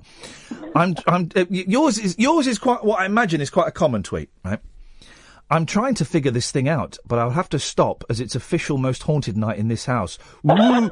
Woo! High five, Sue! That was the 20th of June, 2009 at 5 minutes past 12 in the morning. That's marvellous. This is brilliant. Discover.twitter.com. You can find out people's first tweets, and Twitter is ultimately pretty useless. And I had someone emailing me, and someone from the trans community saying that it's useful there, and it was useful in it's useful. I get the impression that it is useful for minorities to perhaps feel a part of something. Or to feel a collective group or something. Now, I'm not really in the minority. I'm a white, middle-aged, middle-class English bloke, you know, so I'm kind of the majority. So I guess I don't. It's a weird thing. It is a weird thing. I spend a lot of time sort of retweeting things. I guess I don't say an awful lot on Twitter, really. Yeah. Or just responding if I see something that's. If I didn't do this job, and if I didn't need... Oh, you type on the out time, please, for me, please, Ed? Thank you. And if I didn't need... Particularly now that it's a brand new radio station and we're desperate for listeners and callers, of course, because, it's a new thing. If I didn't need to, advertise that I was doing a show at a certain time or, I would get rid of Twitter. Yeah, I could probably live without Twitter. I mean, I could definitely. And I'm not really on Twitter, Facebook. I've got a Facebook page, facebook.com/Iain Lee, and I've also got a couple of monkeys pages that I run, right? And to have those pages, I have to have my own Facebook profile, but I don't use it. I've only got about 6 friends on there, and I never post anything on there. It's just so that I can run these 2 other different pages. Yeah, the pages that I do. I don't really like it. No, it's a weird thing. I talk to a lot of people at work, kind of on, sort of information sharing more than sort of other stuff, I guess. But yeah, it's a weird thing. Social media is just a strange thing on its own, isn't it? Really? Yeah, and also the fact that the BBC says on various social media networks is Twitter and Facebook. Stop saying various social media networks, BBC. Which other ones get used a lot? Periscope, obviously up and coming. So, Periscope up and coming, of course. Bebo is Bebo? What was that one where is that gone, Bebo? What was that? I don't think I did Bebo. MySpace, that was the other one, wasn't it? Oh, poor old Tom from MySpace. Where is he now? He's sleeping under. Oh, he's probably still there, isn't he? Greeting people. I think Tom was like the owner of MySpace, and he sold it. Oh. And made big bucks, I think. What was the one? Was it Ask? Was that a social media Ask? I remember it used to be a search engine, didn't it? It was Ask Jeeves and they had a butler to do it. There was something where loads of girls were like... There was a couple of girls killed themselves. Oh, God. Because they were getting... Well, the story was, a couple of years ago, that they were getting bullied, and it was owned by a Russian billionaire. And they questioned him about this, and he's like, I do not care. I do not care. And I signed up for an account, and I couldn't make head and tail of it. Hey, Iona, I said it'll be over quicker than we thought. Yeah. We're done. I've got to go to a break. Oh, well, it was lovely. I have enjoyed it. I'll call again. Please. Oh, you sound sarcastic. Oh, no, I didn't mean it sarcastic. It's nice to talk to you. Thank you very much. You too. Thank you. Bye-bye. May? Yeah? Now, are you okay to wait until the other side of the news? Is that okay? Oh, most definitely. Okay, and if you bottle it, you bottle it, and I won't think any less of you, but I hope you can stay for a few minutes. Is that all right? I'll try. Nice one, May. Thank you very much. All right, we'll do what we'll do. We'll take May, then we'll do some calls straight to air. Talk Radio. Ask.fm, that's what it was. That's what it was. And I couldn't get my head around it, Anyway, I tell you what we'll do. We're going to speak to May, and then we're going to take calls straight to air. From new callers only, please. I think we're going to try and keep this... thank you, everyone who's called in. And the people bemoaning the lack of friction on the show this evening. It's not all about the friction. Sometimes it's just nice to be nice, isn't it? That's what my mother would say. Here's the news on Talk Radio. Right. Here's part of my problem, right? It's Iain Lee on Talk Radio, Mondays to Fridays, 10 till 1. Thank you. New callers only tonight. We'll speak to May in a second, then we'll take calls straight to air. Okay, but don't call in for a second, because I interact too much on Twitter. I think I give too much of myself on Twitter. And I've got someone who wants to call in. And Thomas, it's a phone-in show. Everyone can call in. Everyone can call in. It's a phone-in show. How long you stay on depends on how pleasant you are, and but primarily how interesting you are. If it's dull, it probably won't last that long. But everyone can call in. Not tonight. It's new callers only. If you're calling in just to create conflict, that tends not to work, really. I might not rise to the bait. What you're saying may not be that conflicting. And people are saying, can I call in about religion? Can I call in about... You call in about whatever you want. And if it's interesting, we'll pursue the conversation. And if it's not interesting, I'll pursue it a bit to see if I can find an interesting nugget in there. And if we don't, well, there's no hard feelings. Just I guess the tips from me would be, don't try too hard. Don't come on thinking you're going to get one over on me. Because if you're thinking that, you probably won't. if you're not thinking that, you might get one over on me, whatever that means. And that's one of those phrases I never quite understood. But always remember, I'm getting paid for this. Do you know what I mean? I'm getting paid for this. So I guess in many ways, I'm the winner. You know, if you want to phone up and have a pop, that's brilliant. And if it's one of my darker days, it might wound me and it might affect me, but I'll still get a paycheck at the end of the month. You know, for what that's worth. But I think I interact with people on Twitter too much. I think that's my problem. I think that's part of one of my many problems. And I'm talking to someone now who's there is a tone that were he to start talking to me like that in the queue at Costa, I would turn my back on him or I'd walk out. But on Twitter, it seems to be okay. Isn't that funny? And that's down to me. That's down to me that I'm engaging. That's not anyone else's fault. That's my responsibility that I'm engaging and giving more time to that person than to someone who's being nice. You know. Anyway, I don't know. Well, no, don't call in just yet, because I want to speak to May. Hello, May. You've been waiting for ages. I'm so sorry. No, it's fine. Yeah, it's actually really good to speak to you. I've been listening to you for over 10 years now. Blimey. And I've grown up with you, basically. Oh, God, that's weird. So, I know, it really is weird. And, how old were you when you started listening then? 18. Flippin' heck. Yeah. And I remember when I first listened to you, I thought, who is this? Idiot. Nonsense, man. Yeah. Because you would, one of your topics was that you thought all women should wear makeup. Oh, what, did I say that? Yeah, you said that, and I thought, who is this idiot? Yeah, that's right. And then I listened for ages, and I even thought Larry. Well, I'm not going to say. I thought some callers were real. I should have. As far as I'm aware, man, as far as I'm concerned, all the callers are real. Oh, I have no idea what you're talking about. And for you talking about Twitter, I know it's the equivalent of those keyboard warriors, isn't it?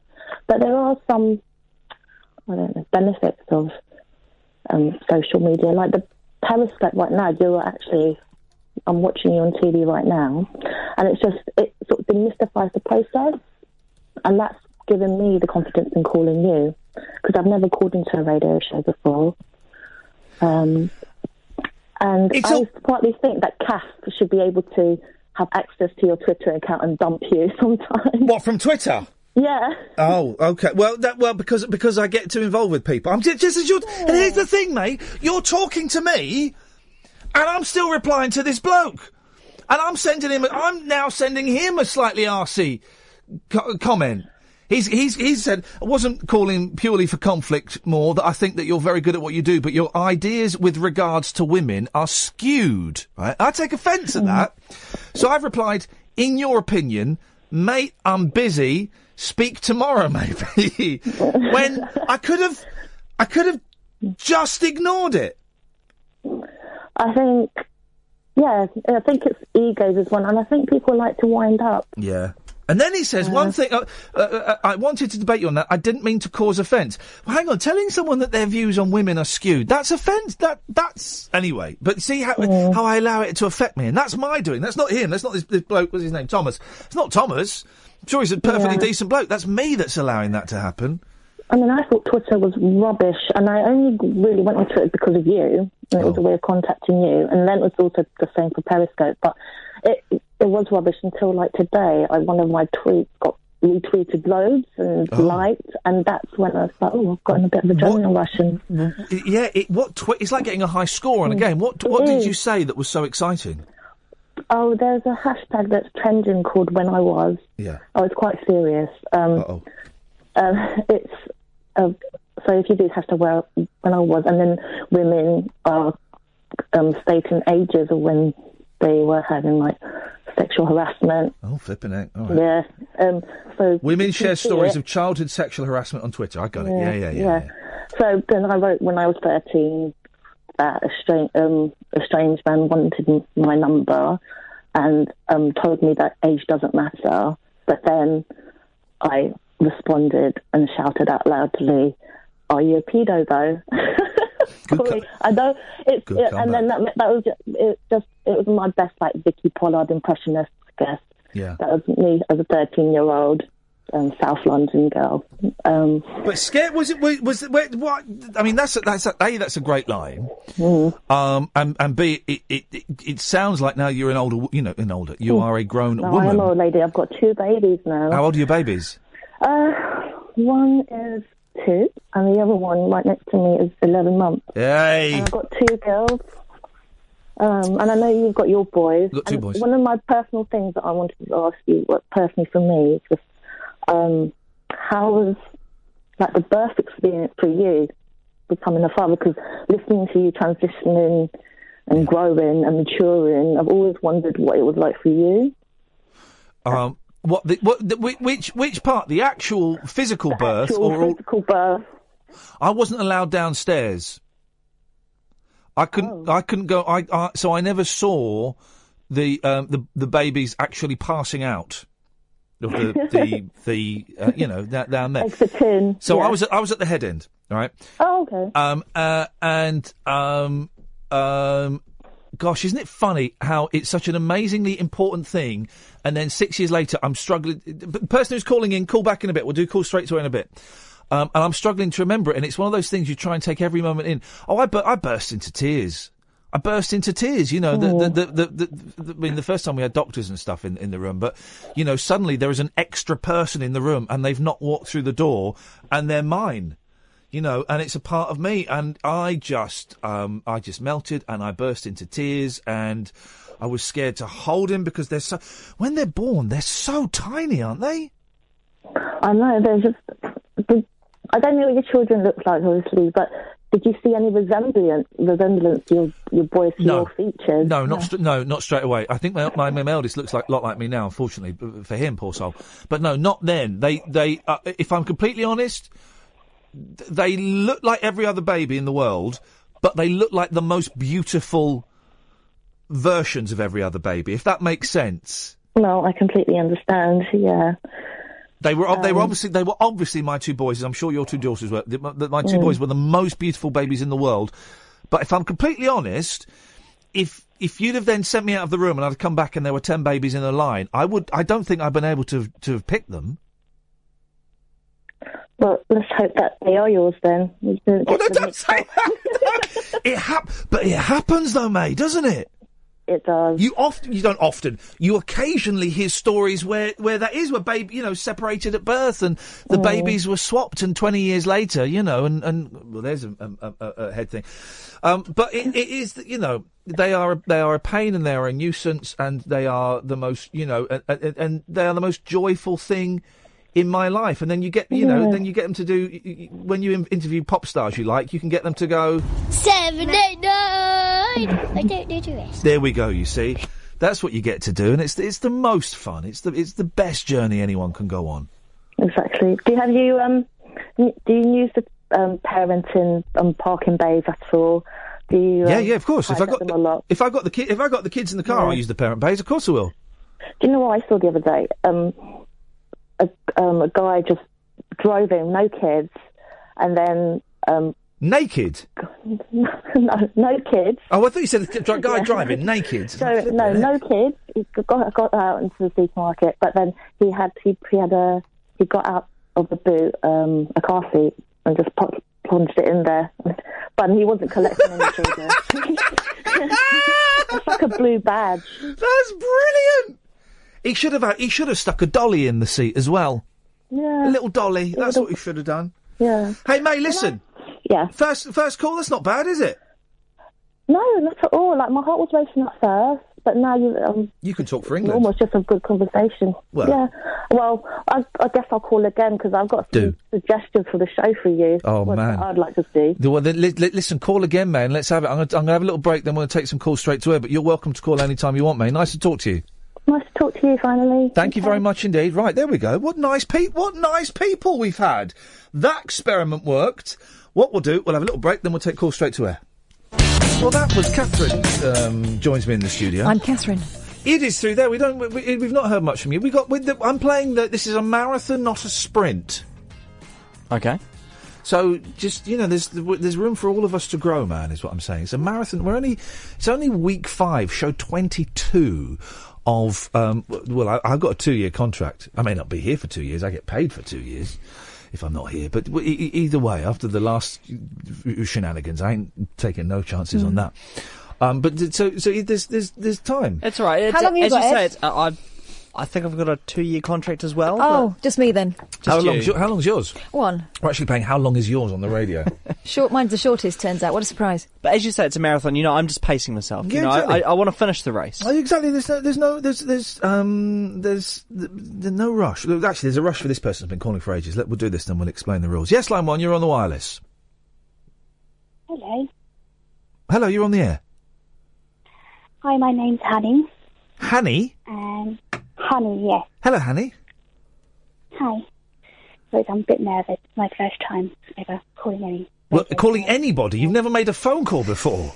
I've never made a phone call live before like this. To the radio? Yes. And it's weird. How does it... Try and describe how it feels. Empowering. Wow. Well, that's good. I like that word. And did you hear the relish with which Honey said that? It's empowering. I felt you kind of standing a little bit taller as you said that. I am. Good. Well, you've called in, Honey. Is there anything you'd like to say? Yes. I would like to tell you about my Twitter experience. Oh. It sounds very exciting. Let's hear your Twitter experience, Honey.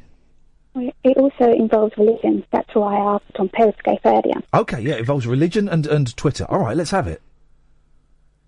I unfortunately was abused by a religion as a child. Yeah.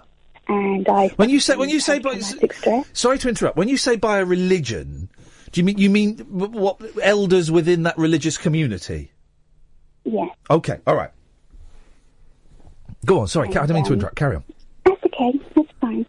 And I was diagnosed as having post-traumatic stress disorder. Yeah. And I didn't find counselling helped me very much, but I actually found that speaking to people from Twitter actually did. Yeah. And conversing with complete strangers and talking about experiences and voicing my opinions that I felt had been hidden for so long helped me deal with it. Yeah. And helped me overcome a lot of demons. So I feel that Twitter is an amazing out. Well, so how did you... Because Kath has just wandered in, so she may not have heard the conversation we were having earlier on, where, again, I was questioning the merits of Twitter and how someone has suggested that actually if someone is in a minority, then actually it's good to feel a part of. How did you bring that up on Twitter? I'm sure you just didn't randomly start tweeting people, hey, this happened to me. How did you have those conversations? Using hashtags, you put in hashtags like religion, hashtag Catholic Church, and especially when things were coming up in the news in regards to things that have been happening to certain people who have been abused, it was a way of communicating with other people, and you shared stories without divulging too much because things are very personal. It certainly was a great way of just venting. It's a thing about Twitter, you can vent. And you can say what you want to say, and it's heard by who you want to hear it by. So.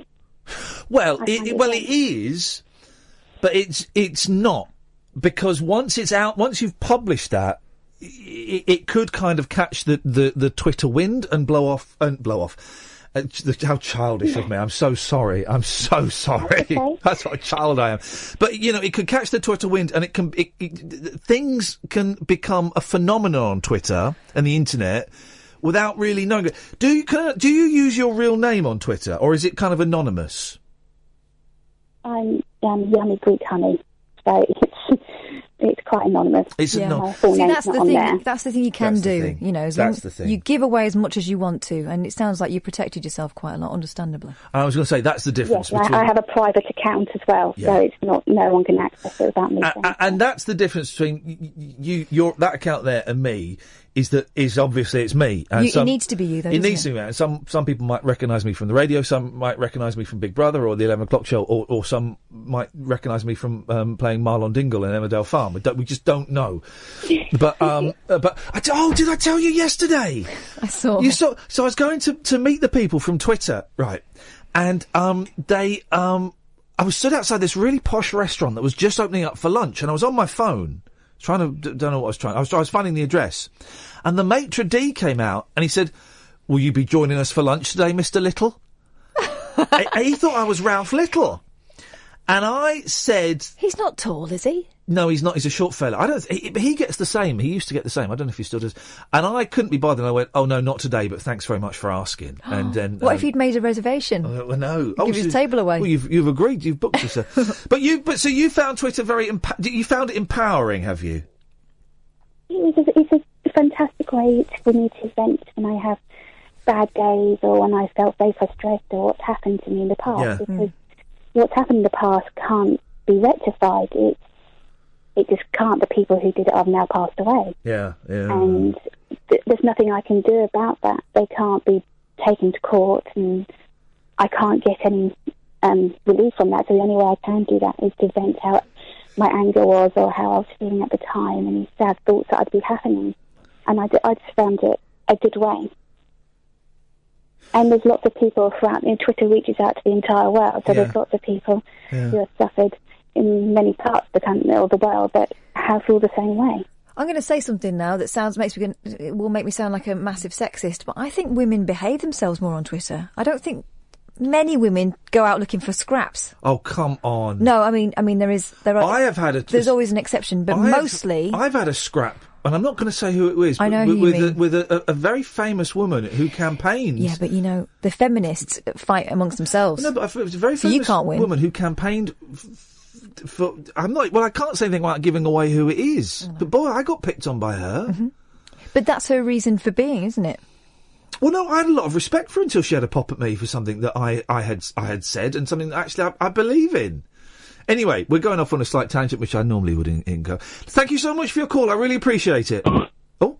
You're welcome. Thank you. Thank you very much. There was a big sonic boom at the end of that. Hang on 1 second. Let's go to line... no, line 2's gone. It's interesting she's saying that, and it's proven... We're going to play around the lights in a minute so we can make it darker, but not just yet.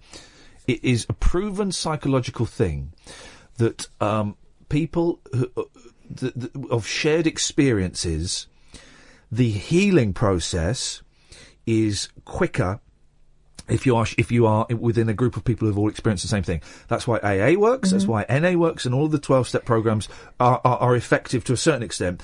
But they found it with two groups of people. They found it with people who've been held hostage in situations, really niche group. Yeah.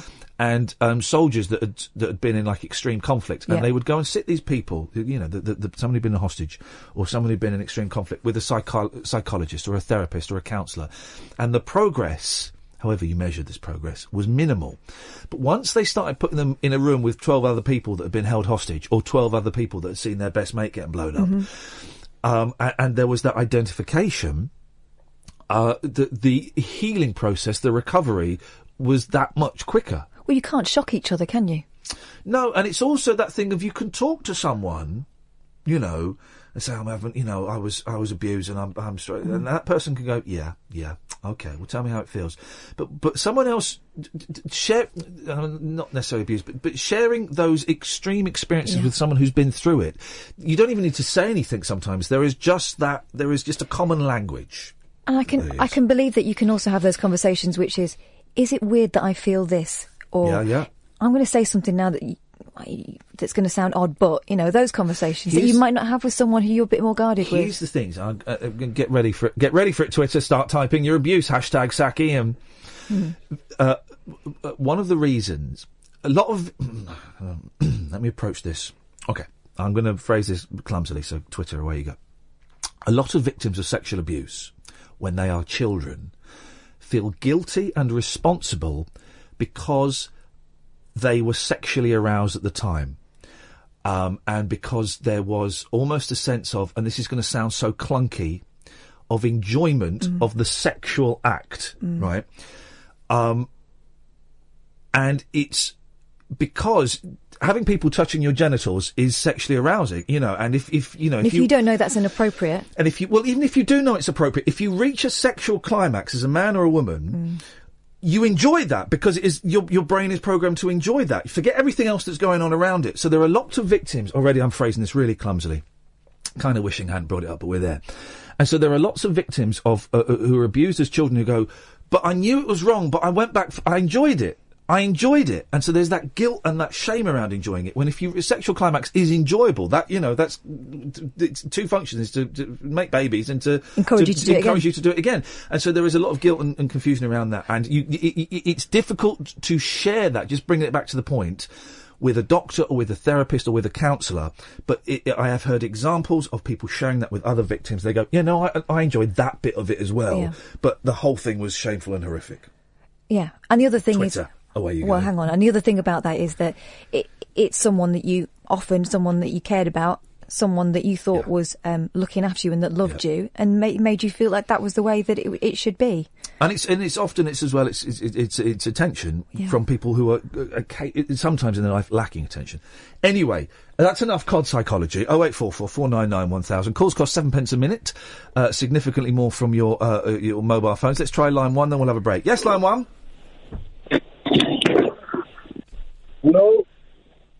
Hello.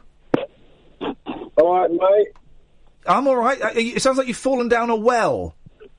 Really? Yep. I need to tell you what happened to me today, man. Is your phone in your hand even? Yeah. Okay. What would you like to say? Well, today I woke up, right, and my todger was proper orange, yeah? Your what was proper orange? My todger.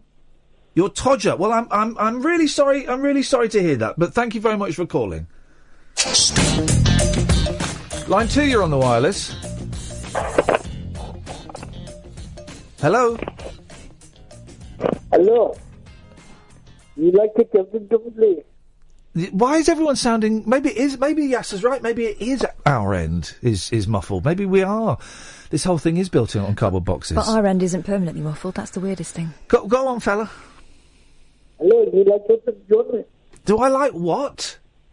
Johnny Elton, the naughty boy. I've been a naughty boy? Johnny Elton, the naughty boy. Okay, that's wonderful. Let's try... I mean, the studios here aren't perfect, but... line 1. That's me, I think. It is. Is that me? Yeah. Oh, wow. Hello, guys. Hello. Who's that? Iain may remember me. I'm technically a new caller because I haven't called for about 10 years. Well, that's technically an old caller. Really old. I'm very old. Does the name Annabelle from the Woodford ring any bells? It does. We were talking of trophies as we were, Kath and I, 5 hours ago. I gave Annabelle a trophy. For? What did I give you a trophy for? Best correspondent, I think. So you are a new caller because last time we spoke you were a child. Now it sounds like in those 10 years you've become a woman. Is that correct? I'm 22 now. Flipping heck, I'm old, man. You would have been 12 when we spoke. I was 12. I always tell my friends about this, and they don't believe me that I was on the radio when I was 12. You were on the radio loads. Well, I can't remember. I used to do this thing at another station where I would have the 5:38 correspondent update. And it's because I hated features, right? This is when I was doing Drive, and I didn't want to do it. It sounds a lot like a feature. Exactly. So it was the 5:38 daily correspondent update, and loads of people had different jobs. It was a very, very funny thing until people stopped doing it. What were you the correspondent for, Annabelle? I can't remember. I was the Cars and Kids correspondent. Cars and Kids correspondent. It's a strange juxtaposition. Would you like to give us an update now? Where have you been for the last 10 years? Weirdly enough, I'm actually doing a journalism degree. Oh, here we go. There we go. Here we go. No, I'm not. I'm not going to plug anything. How was the last 10 years been for you? Because it's been up and down for me. I mean, yeah. I know it has. I have been following your journey. Yeah. But I've not been following the X Factor term. I've not been following yours quite so closely because that would be weird. It would be very weird. Although not unusual for radio presenters to follow journeys like that. But sadly, yes, exactly. Well, you are ex-BBC. Yeah, so. Exactly. But why don't you tell us a little bit about the last 10 years for you, Annabelle? Away you go. To see your journey. So since I left you when I was 12, I've gone on to do a series of very boring and irrelevant GCSEs that I no longer remember anything about. Maths really. Don't do that anymore. I've done an undergrad in history. I think I was maybe a lot more exciting when I was 12. And now I'm doing a master's in broadcast journalism.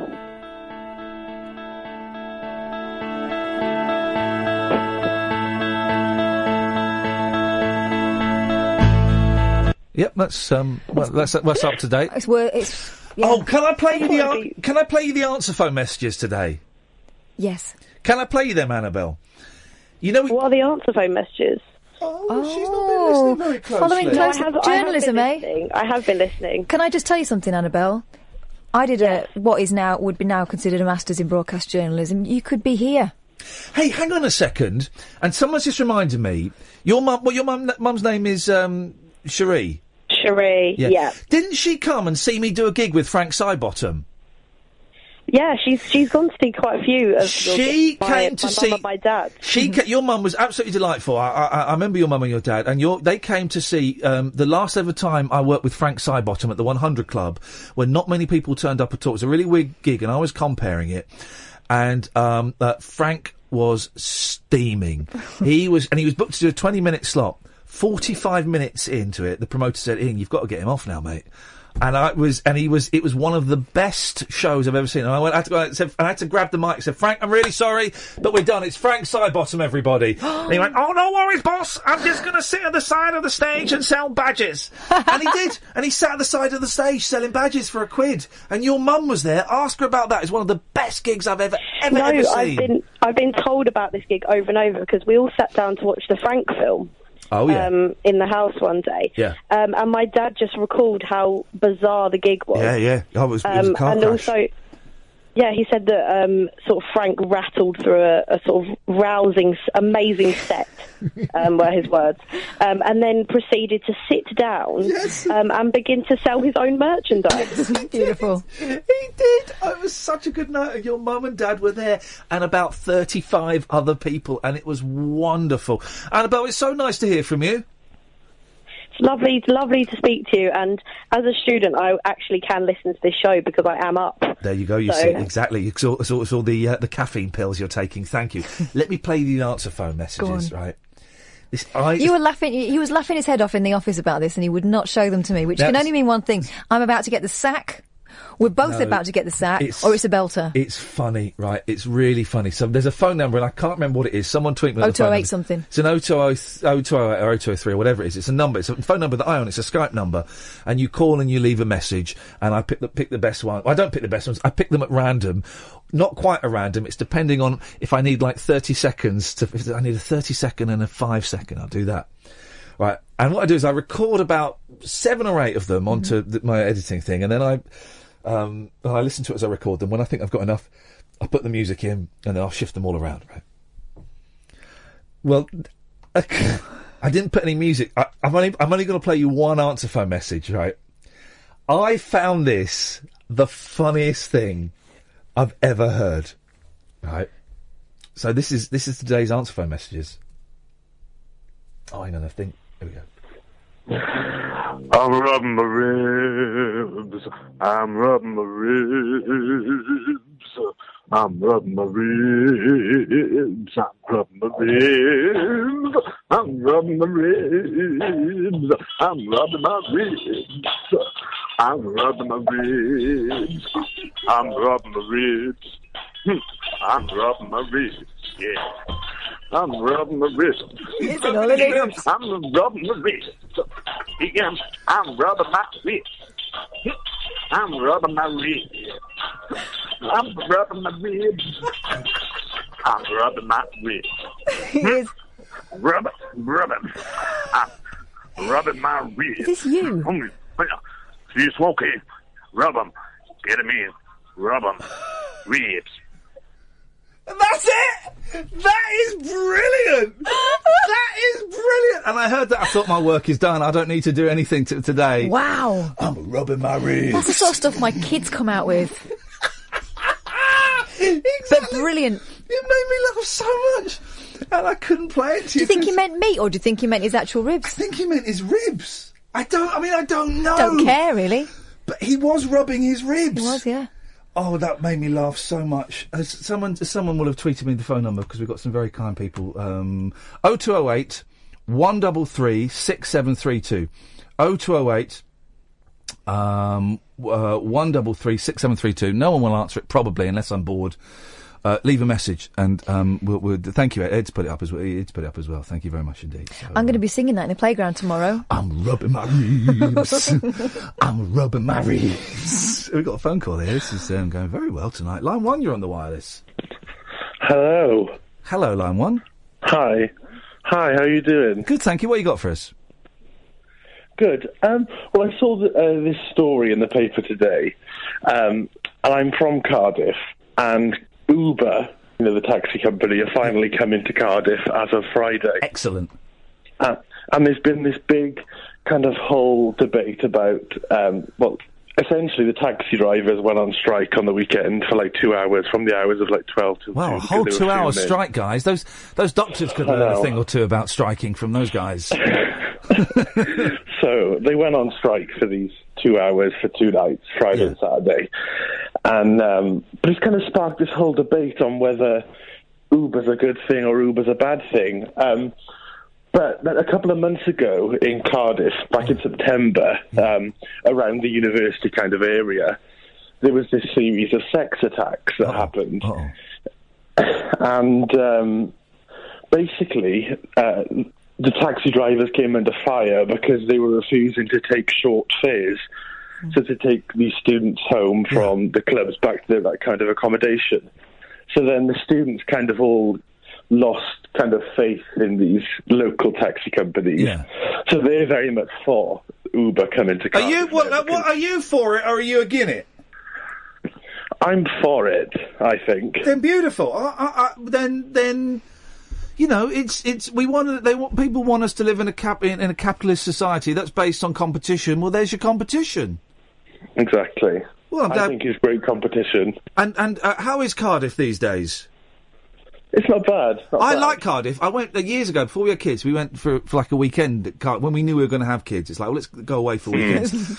And we went to Cardiff for a weekend. Never do the open top bus tour of Cardiff. Have you been on that? Yeah, multiple times. It goes up... Why, are you one of the guides? No. It goes up the motorway. Life. You what? It goes up the motorway, doesn't it? Is that one of the sites? Yeah, it does. It does. You're on an open-top bus and it goes up the motorway through a junction. It's incredible. No. I've never seen anything. Not the greatest. Cardiff, I think, is a great city, but they struggle. They really struggle to pack that tour, beyond 45 minutes, which is a shame. You're better off walking around the town, I think. Where did they take you on the motorway then? Outside Cardiff, presumably. I can't remember. Yeah. Where does it go? I can't remember. You do. I think you do just go out, kind of to the outskirts of Cardiff, because then I think it goes around Cardiff Bay, but you kind of got to come off. They don't go the simple way that people normally drive. Yeah. They go off the motorway as if that's some sort of site. Behold, cars. Just so you can see, the entire flock of sheep of Wales, on the left-hand side.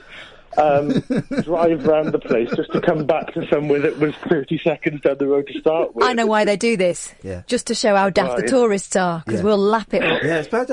Oh, it's a great place. I loved it there. I mean, you don't want to be there on a Friday night. You don't want to be in any major city on a Friday night, really, do you? No, I mean, no, not really. I wouldn't stay in Cardiff if I had the choice. Well, why do you stay there then? Why don't you have the choice? We all have the choice to go anywhere we want in the world. You could be living in Tokyo or in the He keeps getting on the wrong bus. It takes him back around Cardiff. Yeah, I'm constantly down the motorway, up and down. Back again. Where would you want to... Go on. Go on. No, you go first. Go on. Well, they say to me, the ticket is for 24 hours, so you're going to make the most of it, aren't you? You're going to go down that motorway as many times. You do try and cash it in. Listen, I appreciate your call. Thank you very much. He could be anywhere he wanted. Anywhere around the world. Joseph St. Cardiff. We haven't had this break yet, have we? I always struggle with this one. Let's have it now. Well, tonight's show has been, I don't know if I would say necessarily a triumph, but it's it's kind of worked. It's been new callers only, and I was worried I would end up with egg on my face, and we'd have nothing to show. And we've had some fantastic. We've had about 15 new callers calling in. Thank you. If you want to give us a call now, it's call straight to air. How does it work? You phone up, I touch the screen and say you're on air. It's 7 pence a minute plus your connection charges. It's significantly more from mobiles. The number is 0844 499 1000. Line 1, you're on the wireless. Yo, hello. Hello, you're on the air. Yo, it's Dwayne Jenkins from New Orleans, dear. What's it, Wayne Jaggins? No, Dwayne Jenkins. Dwayne Jenkins! And I want to know, where has Verinda called in since you've been on talk radio? Verinda, for those who don't know, is a young lady who used to call me quite a lot. She has not called in. I think she's lost her bottle. Why? Well, I don't know. You'd have to ask her. She's on Twitter. You could always go and speak to her on Twitter. Do you speak to her on Twitter? I tend to ignore her. Sometimes I speak to her on Facebook, but I tend to ignore her. Oh, she needs to call in, man. She's a legend. What have you been up to? Who, me? Yeah, have you been in prison or something? What, Dwayne Jenkins? Yeah, Dwayne Jenkins. Have you been in prison, Dwayne? I've been in prison in New Orleans. But you know what? I can't do my full act. There's another aspect to my shtick. Oh yeah. I usually say the MF word after everything, but I understand that I can't do that on your show. No, you certainly can't, Dwayne, and thank you for appreciating that. Line 1, you're on the wireless. Hey, Ian, it's Stuart. I haven't spoken to you I don't think I've ever phoned into the show directly, but we have spoken many times off the phone and, in fact, on the air, in fact. Well, hang on a minute. When have we spoken? There's a quandary. When have we spoken?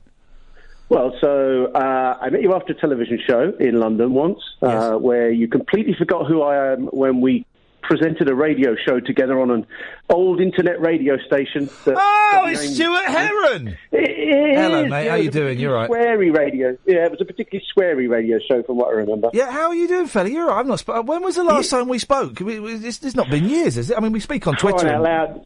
Yeah, it must have been about 2012 or something like that, I think, was when we... Here's what I want to do. I want to find out what your first tweet was. Give me your Twitter handle. Is it Stuart Heron? I know what it was. It just said working ... Oh, flipping heck. How do you get that strange font on your Twitter name?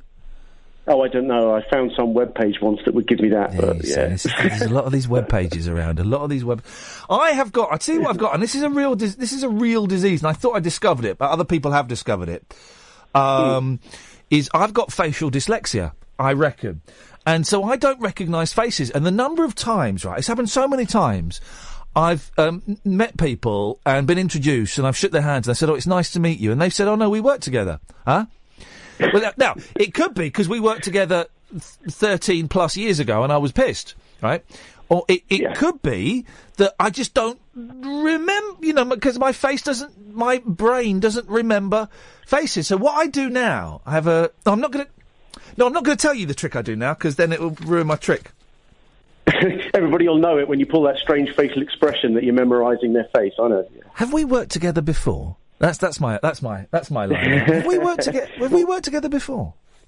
So we spent about half an hour outside a pub in Camden near MTV Studios having a great chat about all things radio and all this, that and the other. Yep. And then about a year later, we sat down in the television studio and you went, "Hey, Stu, it's great to meet you." And I went, "Yeah, thanks, mate." and this is it. And exactly, I know. And this is it. And I've done it. I have done it. You felt bad, Stuart. Imagine how I feel every time. And there's been thousands of times that person goes, "What? But I thought no." So I apologise, and I'm an idiot. That's all right, mate. That's all right. So the reason why I was calling was at the last time when we sat down on that sweary radio show, you and I had a conversation along with another person about who was the worst radio presenter in Britain these days. This is a dangerous game. Is it me now? Have I taken over that mantle? Absolutely not. So back in the day, I said that Chris Moyles was the worst radio presenter in Britain. Yeah. And you kind of agreed with that. And I forget the other one Gaunty was the other one that we came up with. Right? Okay, yeah. Yeah, exactly, right. So I was just wondering if you had any new sort of theories as the worst radio presenters in Britain. That list is still pretty accurate. Yeah. No, I'm adding Nick Grimshaw to it. Nick Grimshaw is the most annoying voice on the radio. I've never listened. Do you know? I've never listened to Grimmy, as you call it. Listen, I'm slightly mellower in my older age, and listen, it's, having been treated like a piece of dirt by various different companies and stuff.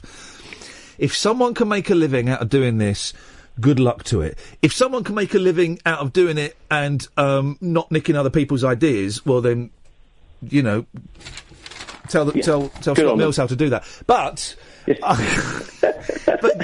and also, I tell you, okay, all right. Well, I'm really trying to change the act, Stuart. I'm trying to make it, a bit nicer. And there are still some people out there. Their whole act is based on nastiness. I don't find calling women fat and ugly. I don't find that an entertaining listen. If that's the whole act, I don't find that entertaining. I find that cold. I find that nasty. I find that obnoxious, and I don't get the joke. And there are a couple of presenters where that's the whole shtick. Look at her, the fat cow. Look at her, she's disgusting. Ugh. No, I don't like that. Nowadays, that seems to be the thing. The lowest common denominator. That's what people go for, right? So, I don't even know. There's not even that many doing it. It's all just so bland at the moment. There's blandness. Apart from here at talkradio.co.uk. Of course, that's exactly that. So the other quick thing I was going to say to you, you were talking earlier on about how voices in your head and how you hear yourself. Yes. And you said something about blind people and Braille and stuff. Yeah. Do I recall it was you that told me a story about telling Fandango that Evan Davis was blind? Oh, yeah. I told my wife, girlfriend at the time, that Evan Davis, the host of Dragon's Den, was blind. And she goes, well, he can't be, because how does he know which camera to look at? And I said, well, during rehearsals, they put a bell above the camera. And so he will rehearse it, and then they ring a bell, and he knows where to look. And so when they do a take, they take the bells off, and he knows where to look. She bought that for years, and I think she worked with him. And she took a bell. Do you need help going to the toilet, Evan? I'm fine. What are you talking about? So yes, I did do that. You're a horrible man. Very, very naughty. I used to do stuff like that. Stuart, listen, it's good to talk to you. We're going to play with the lights. Yeah. And you, pal, take care of yourself. Ta-ta, you've been dumped for lights. So we've got lights in here, and let me just take this one call. Sorry, go on line 1. You're on the wireless. Nope, didn't or work. not. Okay, right. So we got all the crazy lights. And I don't like the crazy lights, but we don't want disco. I'm thinking that it's very, very bright in this studio, and I'd like it to be a little bit darker, because I'm still aware that I'm possessing the energy of a breakfast show crazy host, and I actually, okay. So can we make it darker with that? I don't know. Do you want to have a guess? Will your headphones reach over there? Put those headphones there. Were those headphones plugged in? Those ones. All right. Okay. No, that's not going to work. Well, those headphones behind you that I was pointing to. Oh gosh, they've got a Madonna mic. Yeah. Does that work? Can you hear through there? No. Okay, well, fine. We'll just... line 1, you're on the wireless. No. Line 1? And this is that time of the night when the phones go to cock. Oh. No, I don't like the colours. They've gone red now. Green. Oh. Can we... I just want it to be white, but dark. Line 2, you're on the wireless? No. Line 2? Sorry? Fathers for justice! Fathers for justice! Fathers for justice! Okay, it's Fathers for Justice. No, that's green. Make it white. I can't. It's got everything but normal. Well, now it's going through the... It's phasing. Oh. What's that? Here we go. That's something. That is something. That is horrible. That's something. That's it. But can you not dim those? Line 2, you're on the wireless. Hello, Ian. I'm a first-time caller to your radio show. Fantastic. What's your name? Anthony. In fact, actually, I'm talking to you from America, so you're actually the drive time presenter right now. Hey, awesome! That's an instant promotion. I think I get an extra 15 grand a year for that. Exactly. So I'm watching you on Periscope. I normally listen in the UK, but I'm in the US this week, and I also had a Twitter exchange with the CAF on Twitter earlier on Sunday, because I wrote a review for you on iTunes. Oh, nice one. Thank you. It's a really nice one. Yeah. Well, all right, Kath. Calm down. She's messing around with the lights, and that's it. She's giving me a migraine. I think that's it. Yeah, how good is it? It looks pretty hip in there. Are you watching it on Periscope? This is no good. No. I am. I'm watching Kath as we speak. Is she in her pyjamas? No, mate, you're watching the wrong Periscope, you pervert. Is that Babe Station? Oh, sorry, I couldn't see below the knees. I didn't realise she was Kath, they don't wear pyjamas on Babe Station, all right? Well, some people sleep in their vest and pants, don't they? There's a lot more. They take a lot more off after 10. Exactly, and there's no Babe Station in the US, I have to say. But if you watch the English Babe Station, that'll be your tea time telly. Wow. I nearly said something rude. That's an idea. So I actually did speak to you once, so I'm not traditionally a first-time caller. I spoke to you on 3 counties, but it was an official interview. But fortunately, you were on my side, so I didn't get a tough time. What were we talking about on there? I used to work for an app development company, and I developed a safety app, which you wanted to talk about, so that's how that came about. Oh, it was a very formal... I think I vaguely remember that. But here's the thing: I get so many people saying, "Oh, we spoke before," and I don't have a clue. My response was I rude to you? Mm-hmm. But I don't remember any of the shows that we do. As soon as I don't remember what happened on yesterday's show. If I were to sit and think about it, bits of it would come back. Oh, it wasn't very good. Yeah. But generally, I don't remember. And once I get home tonight, I won't really remember much about this show because my brain hasn't got the capacity to hold this data. So I have to do a big dump.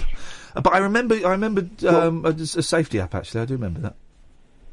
And we also had a hug when I came to see you when you were piloting your radio versus the world. I've forgotten the name of it. Oh, geez, there you go. My memory's gone now. You practiced it in London. Yeah. No, I don't remember the name of it. It didn't get commissioned. I got a phone. It reminds me, I got to phone Tom Price, who is friends with Rufus Sewell. Oh. That's why my name, my phone under my name. I'm labelled as a Rufus Sewell. It's a very long, complicated joke.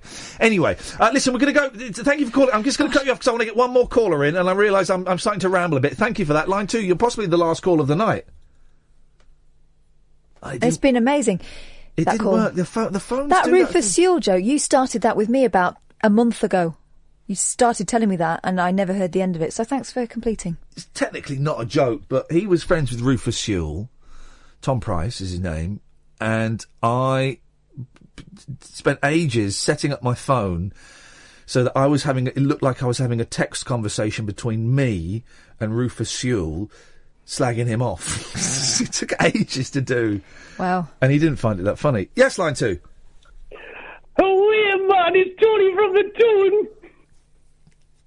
It's a northerner. It's a northerner, Catherine. You speak of the language. You speak to them. Why, I, Tony. I'm calling in just to say that Iain fella, he's funny. He's not as funny as Paddy McGuinness. He's up yours. Well, he's not wrong there. Paddy McGuinness is very fun. It's hilarious. Or, as his tour is let called. the dog see the badger. What he means is, let the man see the busty woman. Well, good for him. We all need to have a code. I quite like the lights like this for the. Do you? I think it's quite bright on here. But you seem all right there. Well, I'm fine here. If I'm honest, how it affects you is not that important to how it affects me. Line 2, you're the last caller of the night. And there you have it. Hello, you open John. Sorry? You open John, please. What? You open John, fine.